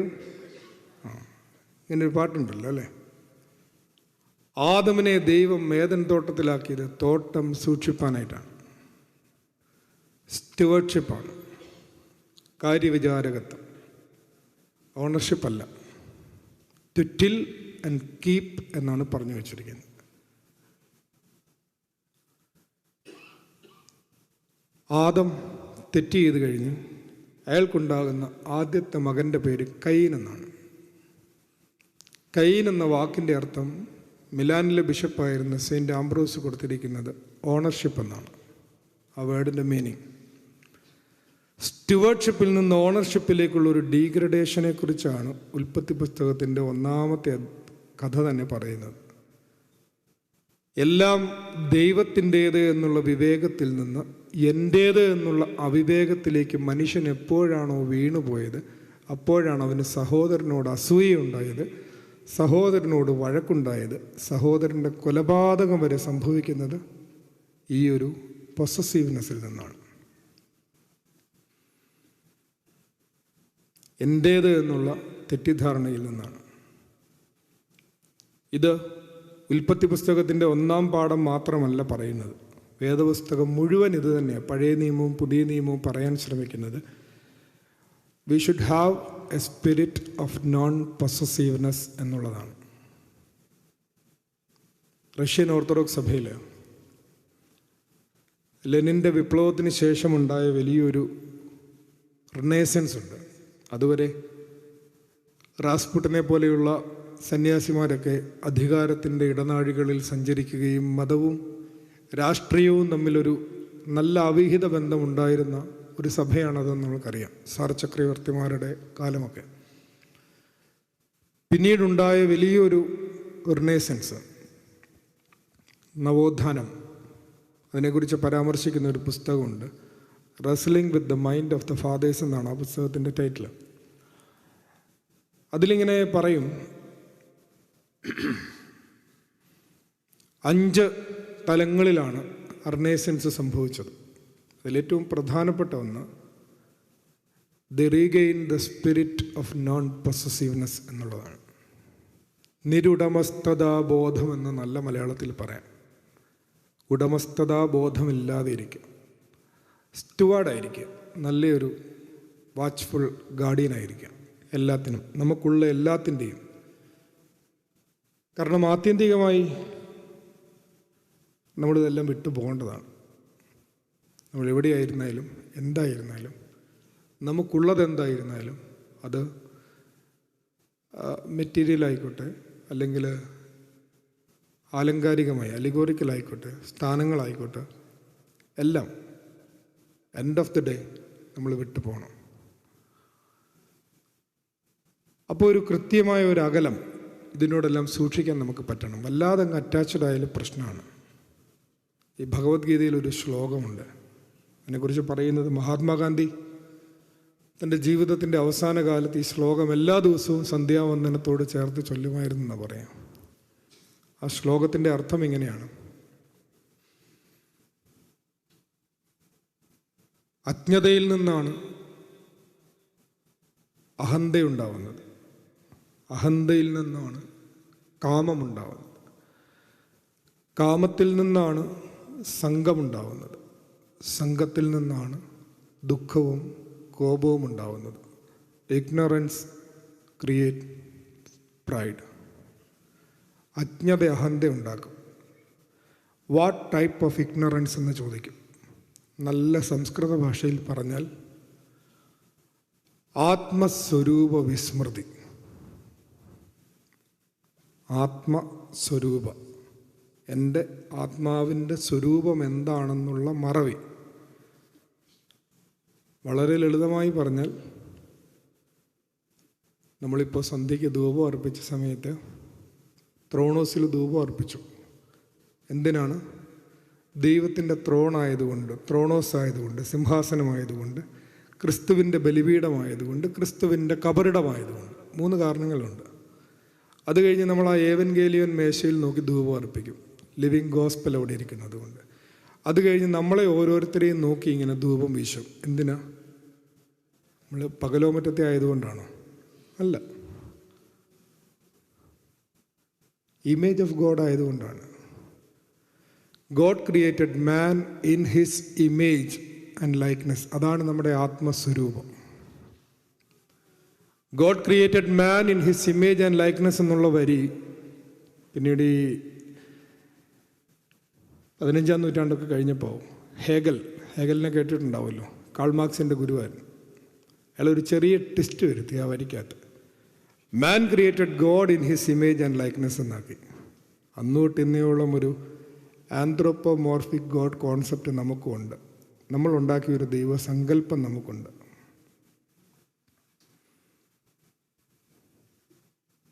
അതാണ് ഈ പ്രോസ്പെരിറ്റി ഗോസ്പലിൻ്റെയൊക്കെ പിന്നിലുള്ള ഫിലോസഫി. പ്രൊട്ടസ്റ്റൻ്റ് തിയോളജിയുടെ പിന്നിലുള്ള ഒരു ഫിലോസഫി തന്നെ അതാണ്. കാരണം ദൈവവും മനുഷ്യനും ഒക്കെ ഒരുപോലെയായി. റിഫർമേഷൻ്റെ കാലമൊക്കെ വരുമ്പോൾ നമുക്കറിയാം, സിസ്റ്റൈൻ ചാപ്പലിൽ മൈക്കലാഞ്ചലോ വരച്ചിരിക്കുന്ന ആ ക്രിയേഷൻ്റെ പടം തന്നെ നോക്കിയാൽ നമുക്കറിയാം, ദൈവവും മനുഷ്യനെ ഇങ്ങനെ കൈ ഇങ്ങനെ മുട്ടാതെ മുട്ടിയില്ല എന്നുള്ള രീതിയിൽ നിൽക്കുന്ന ഒരു പടമുണ്ട്. അവിടെ ശ്രദ്ധിച്ചാൽ അറിയാം, ദൈവത്തിൻ്റെ കൈയുടെ മസിലും മനുഷ്യൻ്റെ കൈയുടെ മസിലും ഏതാണ്ട് ഈക്വലാണ്. കാരണം മാൻ ബിക്കെയിം ഗോഡായി. 15-ാം നൂറ്റാണ്ട് വരെ ഗോഡ് സെൻറ്റേഡ് യൂണിവേഴ്സ് ആയിരുന്നു. 15-ാം നൂറ്റാണ്ടിന് ശേഷം മാൻ സെൻറ്റേഡ് യൂണിവേഴ്സാണ്. ഇപ്പോൾ ഈ പുതിയ കാലത്ത് ശ്രദ്ധിച്ചോണം, ഇതൊരു ട്രാൻസിഷൻ പീരീഡാണ്. Machine centred യൂണിവേഴ്സാണ്.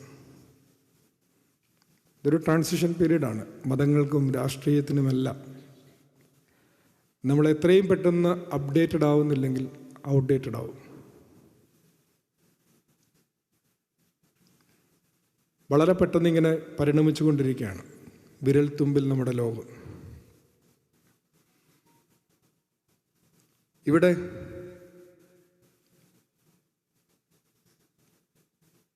മനുഷ്യനെക്കുറിച്ചുള്ള വേദപുസ്തകം നൽകുന്ന അറിവിൽ മനുഷ്യൻ ഇത്തരത്തിൽ എല്ലാത്തിൻ്റെയും അവകാശിയും ഉടമയും ആവുന്ന തരത്തിലേക്ക് അവൻ്റെ അവബോധം പരിണമിച്ച ഈ കാലത്ത് നമ്മൾ തിരിച്ചു പിടിക്കേണ്ടത് ഈ സ്പിരിറ്റ് ഓഫ് നോൺ പൊസസീവ്നെസ് ആണ്. ആത്മസ്വരൂപത്തെക്കുറിച്ചുള്ള അറിവില്ലായ്മ.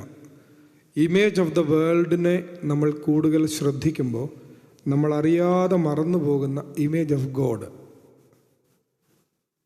അത് നമ്മൾ വിട്ടുപോകുന്നുണ്ടെങ്കിൽ അതാണ് ഏറ്റവും വലിയ അജ്ഞത, ഇഗ്നോറൻസ്. That creates pride. കാരണം ഉള്ളിൽ ദൈവം ഇല്ലെങ്കിൽ പിന്നെ ഞാനല്ലേ ഉള്ളൂ, എൻ്റെ ഈഗോ അല്ലേ ഉള്ളൂ. അപ്പോൾ പിന്നെ അജ്ഞതയിൽ നിന്ന് അഹന്തയുണ്ടാവും, അഹന്തയിൽ നിന്ന് കാമമുണ്ടാവും. കാമം എന്നാൽ ഡിസയർ, ആഗ്രഹം. അപ്പം എനിക്ക് എന്താ ആഗ്രഹം ഉണ്ടാവുക? ഇപ്പോൾ ആ അച്ഛൻ്റെ കറുത്തുകുപ്പായത്തിൻ്റെ അകത്ത് ചുവപ്പില്ല, അപ്പോൾ എൻ്റെ കറുത്തുകുപ്പായത്തിൻ്റെ അകത്ത് ചുവപ്പുണ്ട്. അപ്പോൾ ആ അച്ഛനെക്കാട്ടി ഇച്ചിരി കൂടിയ സാധനമല്ലേ ഞാൻ, അല്ലേ? അപ്പോൾ ഈ അകത്ത് ചുവപ്പുള്ള കുപ്പായം കിട്ടാനായിട്ടൊരാഗ്രഹം ഉണ്ടാവും, അല്ലേ? അച്ഛനില്ല, ഉണ്ടാവും. അച്ഛനോട് ഞാൻ പറയുകയും ചെയ്തു, കോർപ്പിസ്കോപ്പാക്കാനുള്ള പുസ്തകം ഞാൻ എടുത്തിട്ടില്ലെന്ന്. അച്ഛൻ വേണ്ടെന്നും പറഞ്ഞായിരുന്നു കേട്ടോ, കൊണ്ടുവരണ്ടെന്നും പറഞ്ഞായിരുന്നു. അപ്പോൾ നമുക്കിങ്ങനെ തോന്നും, അയാൾക്ക് ഇപ്പോൾ നമ്മുടെ നാട്ടിലെ രീതിയിൽ പറഞ്ഞാൽ എനിക്കിപ്പോൾ നാനോ കാറാണുള്ളത്. അപ്പോൾ അപ്പുറത്തൊരു ഡിസയർ കാർ വാങ്ങിച്ചു. അപ്പോൾ എനിക്കൊരു ഡിസയർ കാർ ഉണ്ടെങ്കിലല്ലേ അവനെക്കാട്ടിലും അല്ലെങ്കിൽ അവൻ്റെ ഒപ്പമെങ്കിലും എനിക്ക് എത്താൻ പറ്റുള്ളൂ. അപ്പോൾ എനിക്കൊരു ഡിസയർ കാർ വാങ്ങിക്കാനുള്ള ഒരു ഡിസയർ ഉണ്ടാവും. ഇതാ പറഞ്ഞത്, എൻ്റെ ആ ഒരു അഹന്തയെ അല്ലെങ്കിൽ എൻ്റെ ആ ഒരു ഈഗോയെ ഒന്ന് സാറ്റിസ്ഫൈ ചെയ്യാൻ വേണ്ടിയിട്ട് എനിക്ക് ചില കാര്യങ്ങൾ സ്വന്തമാക്കണം. ആവശ്യമില്ലെങ്കിലും ലോൺ എടുത്താണെങ്കിലും സ്വന്തമാക്കണമെന്ന് തോന്നും. അങ്ങനെ സ്വന്തമാക്കിയതിനോട് പിന്നെ ഒരു സംഘമുണ്ടാവും. സംഘം മീൻസ് അറ്റാച്ച്മെൻറ്റ്, ഒട്ടിപ്പിടിക്കും. നമ്മൾ അറ്റാച്ച്ഡ് ആയിട്ടുള്ള സംഗതികൾ നഷ്ടപ്പെടുമ്പോൾ നമുക്ക് ദുഃഖമുണ്ടാവും. നമ്മൾ സ്വന്തമാക്കാൻ ആഗ്രഹിച്ചത് വേറൊരാൾ സ്വന്തമാക്കുകയാണെങ്കിൽ നമുക്ക് അയാളോട് ദേഷ്യം ഉണ്ടാവും. ഇങ്ങനെയാണ് ദുഃഖവും കോപവും ഉണ്ടാവുന്നത്. അജ്ഞതയിൽ നിന്ന് അഹന്തയും, അഹന്തയിൽ നിന്ന് കാമവും, കാമത്തിൽ നിന്ന് സംഘവും, സംഘത്തിൽ നിന്ന് ദുഃഖവും കോപവും ഉണ്ടാവും. അപ്പം ഈ ഒരു അറിവില്ലായ്മ, ആത്മസ്വരൂപ വിസ്മൃതി, അത് തിരിച്ചു പിടിക്കണം. മനുഷ്യനെക്കുറിച്ചുള്ള അറിവ്, മനുഷ്യൻ ദൈവസ്വരൂപമാണ്, ഇമേജ് ഓഫ് ഗോഡ് എന്നുള്ള ആത്യന്തികമായ അറിവ് നമ്മൾ തിരിച്ചു പിടിക്കുക. അങ്ങനെയാകുമ്പോൾ നമ്മളുടെ ഓണർഷിപ്പ് ദൈവത്തിലാണ്. നമ്മൾ ഒന്നും ഓൺ ചെയ്യുന്നില്ല, ദൈവത്തിൻ്റേതെല്ലാം സൂക്ഷിക്കുന്ന ഒരു സ്റ്റുവാർഡാണ്. നമുക്ക് ഓരോരുത്തർക്കും ഓരോ താലന്ത് അല്ലെങ്കിൽ ഓരോ തരത്തിലുള്ള സംഗതികളാണ് ദൈവം തന്നിരിക്കുന്നത്. അതെങ്ങനെ സൂക്ഷിക്കുന്നു, ദൈവത്തിന് വേണ്ടി നമ്മൾ അതെങ്ങനെ വിനിയോഗിക്കുന്നു എന്നുള്ളതാണ് പ്രസക്തമാവുക. നിങ്ങൾ ഭൂമിയിൽ പരദേശികളാണ്, വേദപുസ്തകം മുന്നോട്ട് വയ്ക്കുന്ന അടുത്ത ആശയം. അതായത് നമ്മളുടെ ഒരു ടെമ്പറൽ സ്റ്റാറ്റസാണ് ഇവിടെ എന്നുള്ളത്. വീണ്ടും അത് പുതിയ നിയമത്തിലെത്തുമ്പോഴോ യേശു പറയുന്നുണ്ട്, നമ്മളിനി 10 മിനിറ്റും കൊണ്ടേ പറയുള്ളൂ കേട്ടോ. യേശു പറയുന്നുണ്ട്, ആകാശപ്പറവുകളെ നോക്കി ജീവിപ്പീൻ, അത് വിതയ്ക്കുന്നില്ല, കൊയ്യുന്നില്ല. ജീവിക്കാൻ പറ്റുമോ അങ്ങനെയൊക്കെ? പറ്റുമോ? സുവിശേഷം അനുസരിച്ച് ജീവിക്കുന്നത് പ്രാക്ടിക്കലാണോ? പ്രസംഗിക്കാനല്ലേ കൊള്ളുള്ളൂ അല്ലേ? ഞാൻ ചെറിയ കഥ പറയാം, സീരിയസ് ആയിപ്പോയെന്ന് തോന്നുന്നു. എല്ലാവരും ഇങ്ങനെ ഗൗരവത്തിലേക്ക് ഇരിക്കുന്നു. അബ്ബ ജോൺ കാസിയെ കുറിച്ചുള്ളൊരു കഥയാണ്. അദ്ദേഹം ഇങ്ങനെ തൻ്റെ ശിഷ്യന്മാരുമായിട്ടൊരു യാത്ര പോവുകയാണ്. പോകുന്ന വഴിക്ക് ഒരു ബോട്ടിൽ കയറി അക്കരയ്ക്ക് പോകണം. അപ്പോൾ കുറച്ച് സമയമുണ്ട്. അപ്പോൾ ബോട്ടിലിരിക്കുമ്പോൾ സമയം കളയണ്ടെന്ന് വിചാരിച്ചു അവരെ ഇച്ചിരി സുവിശേഷം പഠിപ്പിക്കാമെന്ന് വിചാരിച്ചു. സമയം ഒട്ടും കളയണ്ട, ഗുരു വളരെ ഇതായിട്ട് പഠിപ്പിക്കാമെന്ന് വിചാരിച്ചു. സുവിശേഷത്തിൽ നിന്ന് ഓരോ ഉപദേശങ്ങളൊക്കെ ഇങ്ങനെ പറഞ്ഞു കൊടുക്കാൻ തുടങ്ങി. ഗുരുവിൻ്റെ പ്രസംഗം ക്ലാസ്സിലോ കേട്ട് ബോറടിച്ചിരിക്കുകയാണ്. അന്നേരമാണ് ബോട്ടിൽ ഈ കാഴ്ചയൊക്കെ കണ്ടിരിക്കുന്നതിനിടയ്ക്കാണ് നല്ല കാറ്റൊക്കെ അടിക്കുന്നുണ്ട്. അന്നേരമാണ് വീണ്ടും സുവിശേഷം. അവർ പതിയെ അങ്ങ് ഉറങ്ങാൻ തുടങ്ങി. നമുക്കറിയാമല്ലോ, അവർ പതിയെ ഇങ്ങനെ ഫ്രണ്ടിലിരുന്ന് ഉറക്കം തൂങ്ങാൻ തുടങ്ങി. അപ്പോഴേക്കും ഗുരു തൻ്റെ പ്രസംഗത്തിൻ്റെ വിഷയം ഒന്ന് ചെറുതായിട്ട് മാറ്റി. ഗുരു ചെറുതായിട്ടൊന്ന് വിളിച്ചതാണ്. അവരെ വിളിച്ചിട്ട് പറഞ്ഞു, അതെ, അപ്പോഴത്തേനെല്ലാം പകുതി മയക്കത്തിലായി. അതെ, നമ്മുടെ ആശ്രമത്തിൽ പണ്ടൊരുത്തൻ ചാടിപ്പോയ കഥയുണ്ട്. എല്ലാം അലർട്ടായി. പരദൂഷണമല്ലേ, ഗോസിപ്പല്ലേ. അപ്പോൾ എല്ലാം പെട്ടെന്ന് റെഡിയായി, എല്ലാത്തിൻ്റെ ഉറക്കം പോയി. ഈ ഗോസ്പിൽ പറയുമ്പോഴല്ലേ ഉറക്കം വരുള്ളൂ. ഗോസിപ്പ് പറയുമ്പോൾ ആർക്കെങ്കിലും ഉറക്കം വന്ന് കേട്ടിട്ടുണ്ടോ? എത്ര രാത്രി വേണേലും നമ്മളിരുന്ന് പറയില്ലേ. പണ്ടൊരാൾ ചോദിച്ച പോലെ, as A Christian are you spreading gospel or gossip?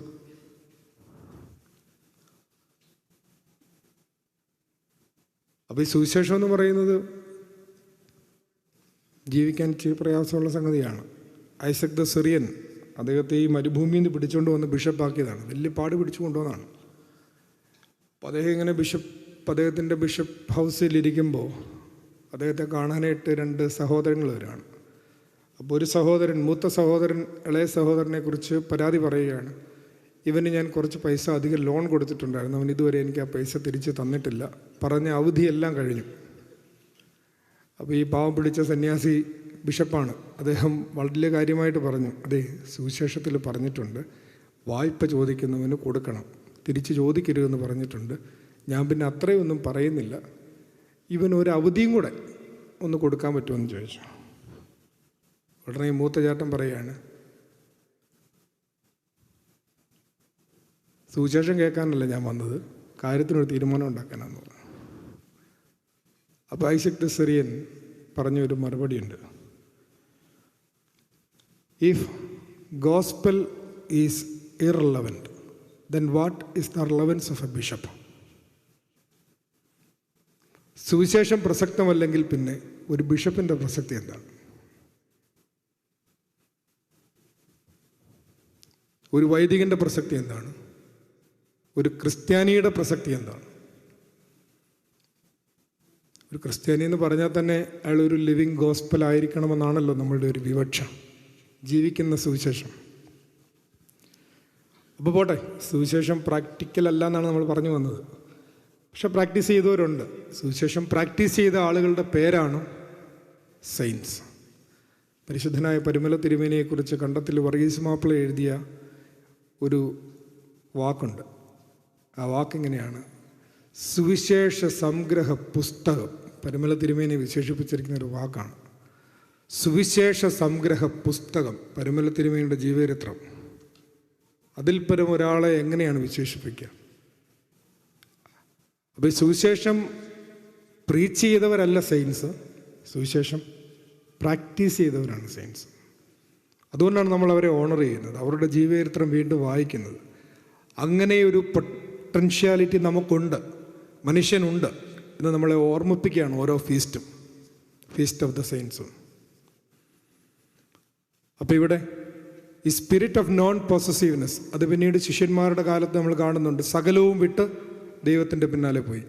അപ്പോസ്തല പ്രവർത്തികളിൽ കാണുന്നുണ്ട്, സകലവും പൊതുവക എന്ന് എണ്ണിക്കൊണ്ടവർ ജീവിച്ചിരുന്നു. ഇത് പിന്നീട് ആദിമകാല സഭയിൽ നമ്മൾ കാണുന്നുണ്ട്. സെയിൻറ്റ് ബേസിൽ തന്നെ പറയുന്നുണ്ട്, a Christian should live as a guest in this world. Saint Gregory പറയുന്നുണ്ട്, a Christian should live in this world as a traveller. ഇങ്ങനെ ക്രൈസ്തവ സഭാചരിത്രത്തിലുടനീളം ഈ ഒരു സ്പിരിറ്റ് ഓഫ് നോൺ പൊസസീവ്നെസ് ആണ് മനുഷ്യൻ ആത്യന്തികമായി ദൈവം ഉദ്ദേശിച്ചിട്ടുള്ളത് എന്ന് പറഞ്ഞു വയ്ക്കുന്നുണ്ട്. ഞാൻ എൻ്റെ വാക്ക് ഉപസംഹരിക്കുകയാണ്. വേദപുസ്തകം ദൈവത്തെക്കുറിച്ചും മനുഷ്യനെക്കുറിച്ചും സമ്മാനിക്കുന്ന 2 ധാരണകൾ, 2 അറിവുകളാണ് നമ്മൾ പങ്കുവച്ചത്. ഈ അറിവ് നമ്മുടെ ജീവിതത്തിൽ എത്രമാത്രം അനുഭവമാകുന്നുണ്ട് എന്നുള്ളതാണ് നമ്മുടെ ആത്മീയ ജീവിതത്തിൻ്റെ പുരോഗതി നിർണ്ണയിക്കുന്നത്. നമ്മൾ തന്നെ നമ്മളുടെ ഒരു പ്രോഗ്രസ് കാർഡ് പ്രിപ്പയർ ചെയ്യുകയാണെങ്കിൽ ചെറുപ്പം മുതലേ നമുക്ക് കിട്ടിയിട്ടുള്ള ഈ അറിവുകൾ, അത് ഞാൻ ഒന്നുകൂടെ ക്രോഡീകരിച്ച് പറഞ്ഞെന്ന് മാത്രമേ ഉള്ളൂ. ദൈവത്തെക്കുറിച്ചും മനുഷ്യരെക്കുറിച്ചുമൊക്കെ നമുക്ക് ലഭിച്ചിട്ടുള്ള ഈ ഒരു ധാരണകളും അറിവുകളും എത്രമാത്രം ആയുസ്സിൻ്റെ ഈ ദിവസം എത്തിയപ്പോഴേക്കും നമ്മുടെ ജീവിതത്തിൽ അനുഭവമായിട്ടുണ്ട് എന്നുള്ള ഒരു പ്രോഗ്രസ് റിപ്പോർട്ട് നമ്മൾ തന്നെ തയ്യാറാക്കുന്ന നിമിഷത്തിലാണ് നമ്മുടെ ആത്മീയ പുരോഗതി എത്രമാത്രമാണ് എന്നുള്ളതിനെക്കുറിച്ച് നമുക്കൊരു ബോധ്യം വരിക. അത്തരത്തിലൊരു എവേക്കനിങ്, ഒരു ഉണർവ്, ഒരു ആന്തരികമായ അവബോധം നമ്മളിൽ രൂപപ്പെടട്ടെ. അതെനിക്കും നിങ്ങൾക്കും ഒരുപോലെ ഉണ്ടാവട്ടെ എന്ന പ്രാർത്ഥനയോടെ ഞാൻ എൻ്റെ വാക്കുകൾ ഇവിടെ ഉപസംഹരിക്കുകയാണ്. ഈ 2 ദിവസങ്ങളായിട്ട് നമ്മുടെ ഈ ദേവാലയത്തിൽ ആയിരിക്കാനും വീണ്ടും നമുക്കൊരുമിച്ച് വേദപുസ്തകം പഠിക്കാനും ദൈവത്തെ സ്തുതിക്കാനും ആരാധിക്കാനും വിശുദ്ധ ബലി അർപ്പിക്കാനുമൊക്കെ വലിയ അവസരം ലഭിച്ചതോർത്ത് നന്ദി കരയറ്റുന്നു. ഏറ്റവും വലിയ സന്തോഷം അച്ഛൻ്റെ ഒപ്പം കുറേ ദിവസങ്ങൾ താമസിക്കാൻ പറ്റുന്നു എന്നുള്ളതാണ്. ഞങ്ങൾ തമ്മിൽ എന്താണ് ബന്ധമെന്ന് എനിക്കറിയില്ല. പക്ഷേ എപ്പോഴും എവിടെയോ ഞങ്ങൾ കണ്ടുമുട്ടിയ സമയം മുതൽ വലിയൊരു ഹൃദയബന്ധം, ആത്മബന്ധം ഞങ്ങൾക്കിടയിലുണ്ട്. അതെങ്ങനെ വിശദീകരിക്കണമെന്ന് എനിക്കും വലിയ നിശ്ചയമില്ല. അതുകൊണ്ട് ഞാൻ അതിലേക്കൊന്നും കടക്കുന്നില്ല. ഈ ഇടവകയുമായിട്ടും ഇപ്പോൾ 2-3 തവണയായി ഇപ്പോൾ ഇവിടെ വന്ന മിക്കവാറും ആളുകളുമായിട്ട് നല്ല മുഖപരിചയവും അടുത്ത പരിചയവുമൊക്കെ ആയിട്ടുണ്ട്. നമ്മുടെ മുൻ മാനേജിംഗ് കമ്മിറ്റി മെമ്പർ കോരസന്, ഇപ്പോഴത്തെ മാനേജിംഗ് കമ്മിറ്റി മെമ്പർ കൊപ്പാറ, ഇങ്ങനെ അവരെ ഇടയ്ക്കിടയ്ക്ക് നാട്ടിലൊക്കെ കാണാറുമുണ്ട്. മാനേജിംഗ് കമ്മിറ്റിയിലും മറ്റ് കാര്യങ്ങളിലുമൊക്കെ നിങ്ങളുടെ എല്ലാവരുടെയും ആ ഒരു വലിയ സ്നേഹവും കരുതലും പ്രാർത്ഥനയും ഉണ്ടാവണമെന്ന് ഓർമ്മപ്പെടുത്തിക്കൊണ്ട് എൻ്റെ വാക്കുകൾ ഉപസംഹരിക്കുന്നു. പാട്ടുപാടിയ കുട്ടികൾക്ക് പ്രത്യേകം ഒരിക്കൽ കൂടി അഭിനന്ദനവും സ്നേഹവും അറിയിച്ചുകൊണ്ട് നിർത്തുന്നു.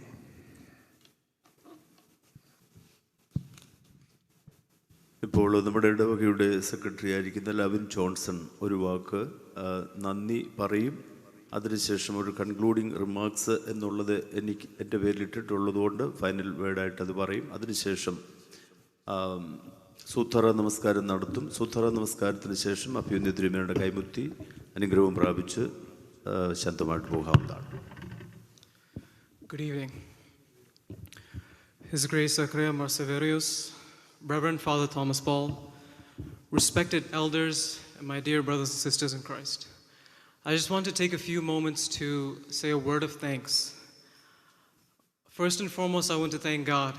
God has blessed us with 2 days with beautiful weather. He has allowed us to all be here, happy, healthy, and safe.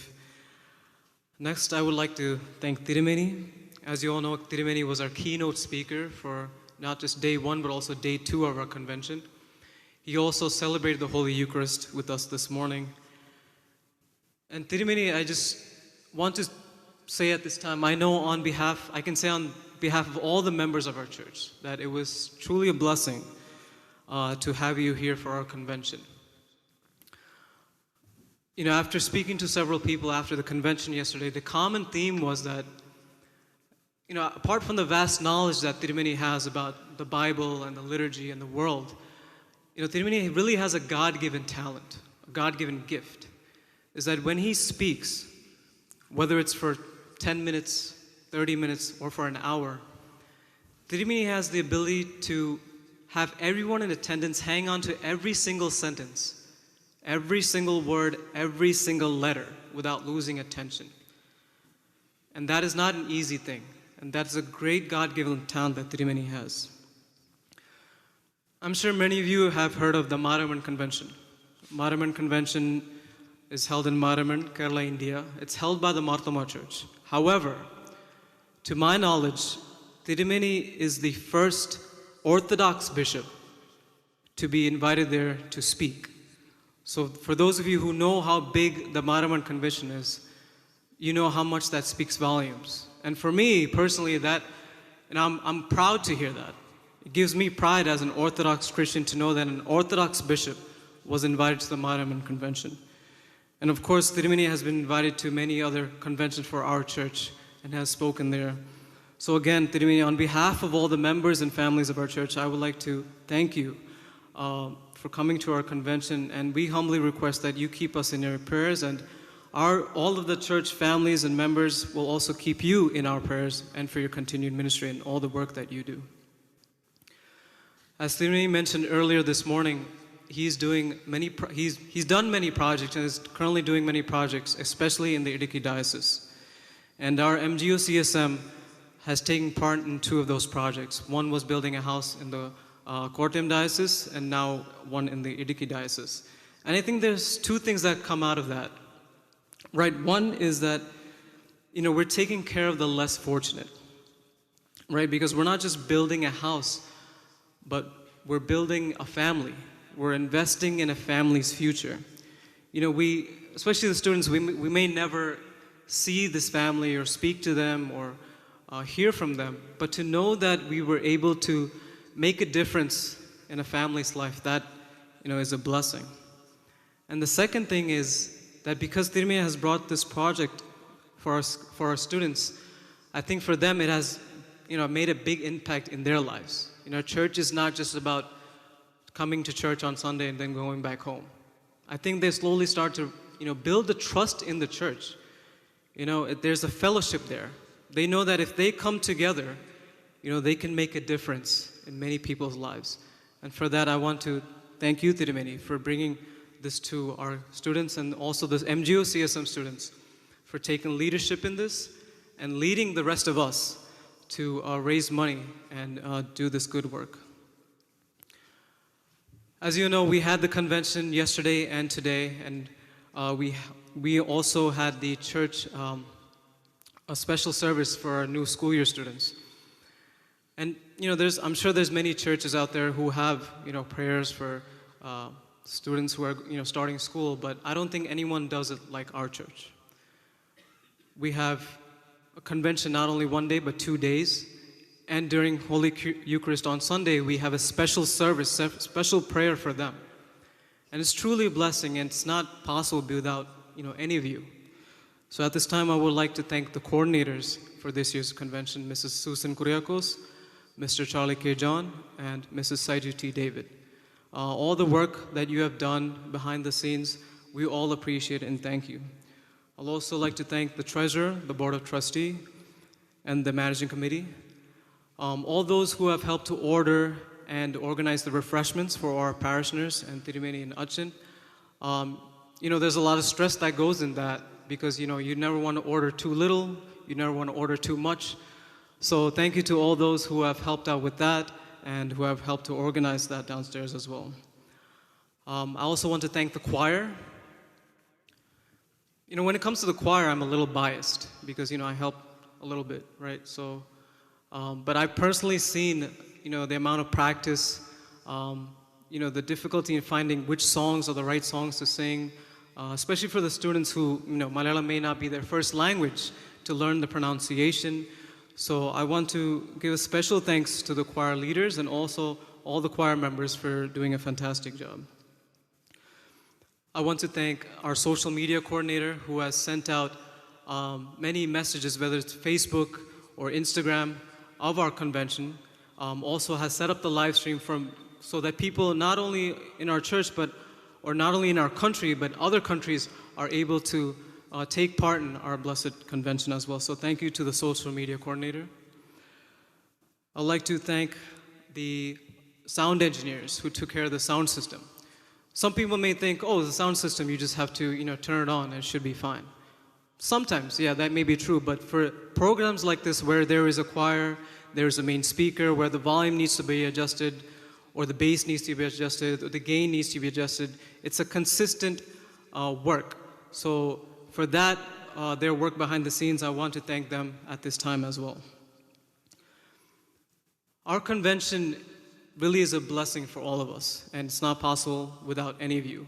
Although not everyone has an official role, I know many of you have worked behind the scenes, prayed for this, and are here in person. So I want to thank all of you for all that you have done. And last but not least, I would like to thank Achin.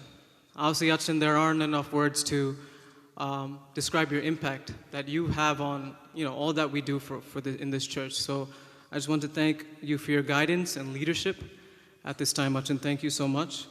And my humble request to all of you, actually two things. One is that, especially those who may not have come here before, this is your first time here, or if you're watching via live stream, come visit us, come visit our church, come take part in our worship. We have Kurbana every Sunday at 8 a.m. We have evening prayer every day at 7 p.m., except Saturday, which we have 6 p.m. Come visit our church, take part in our worship. And secondly, I ask that all of you continue to pray for our church. Pray for all the families and members of our St. Basil Orthodox Church. Thank you, and may God bless us all.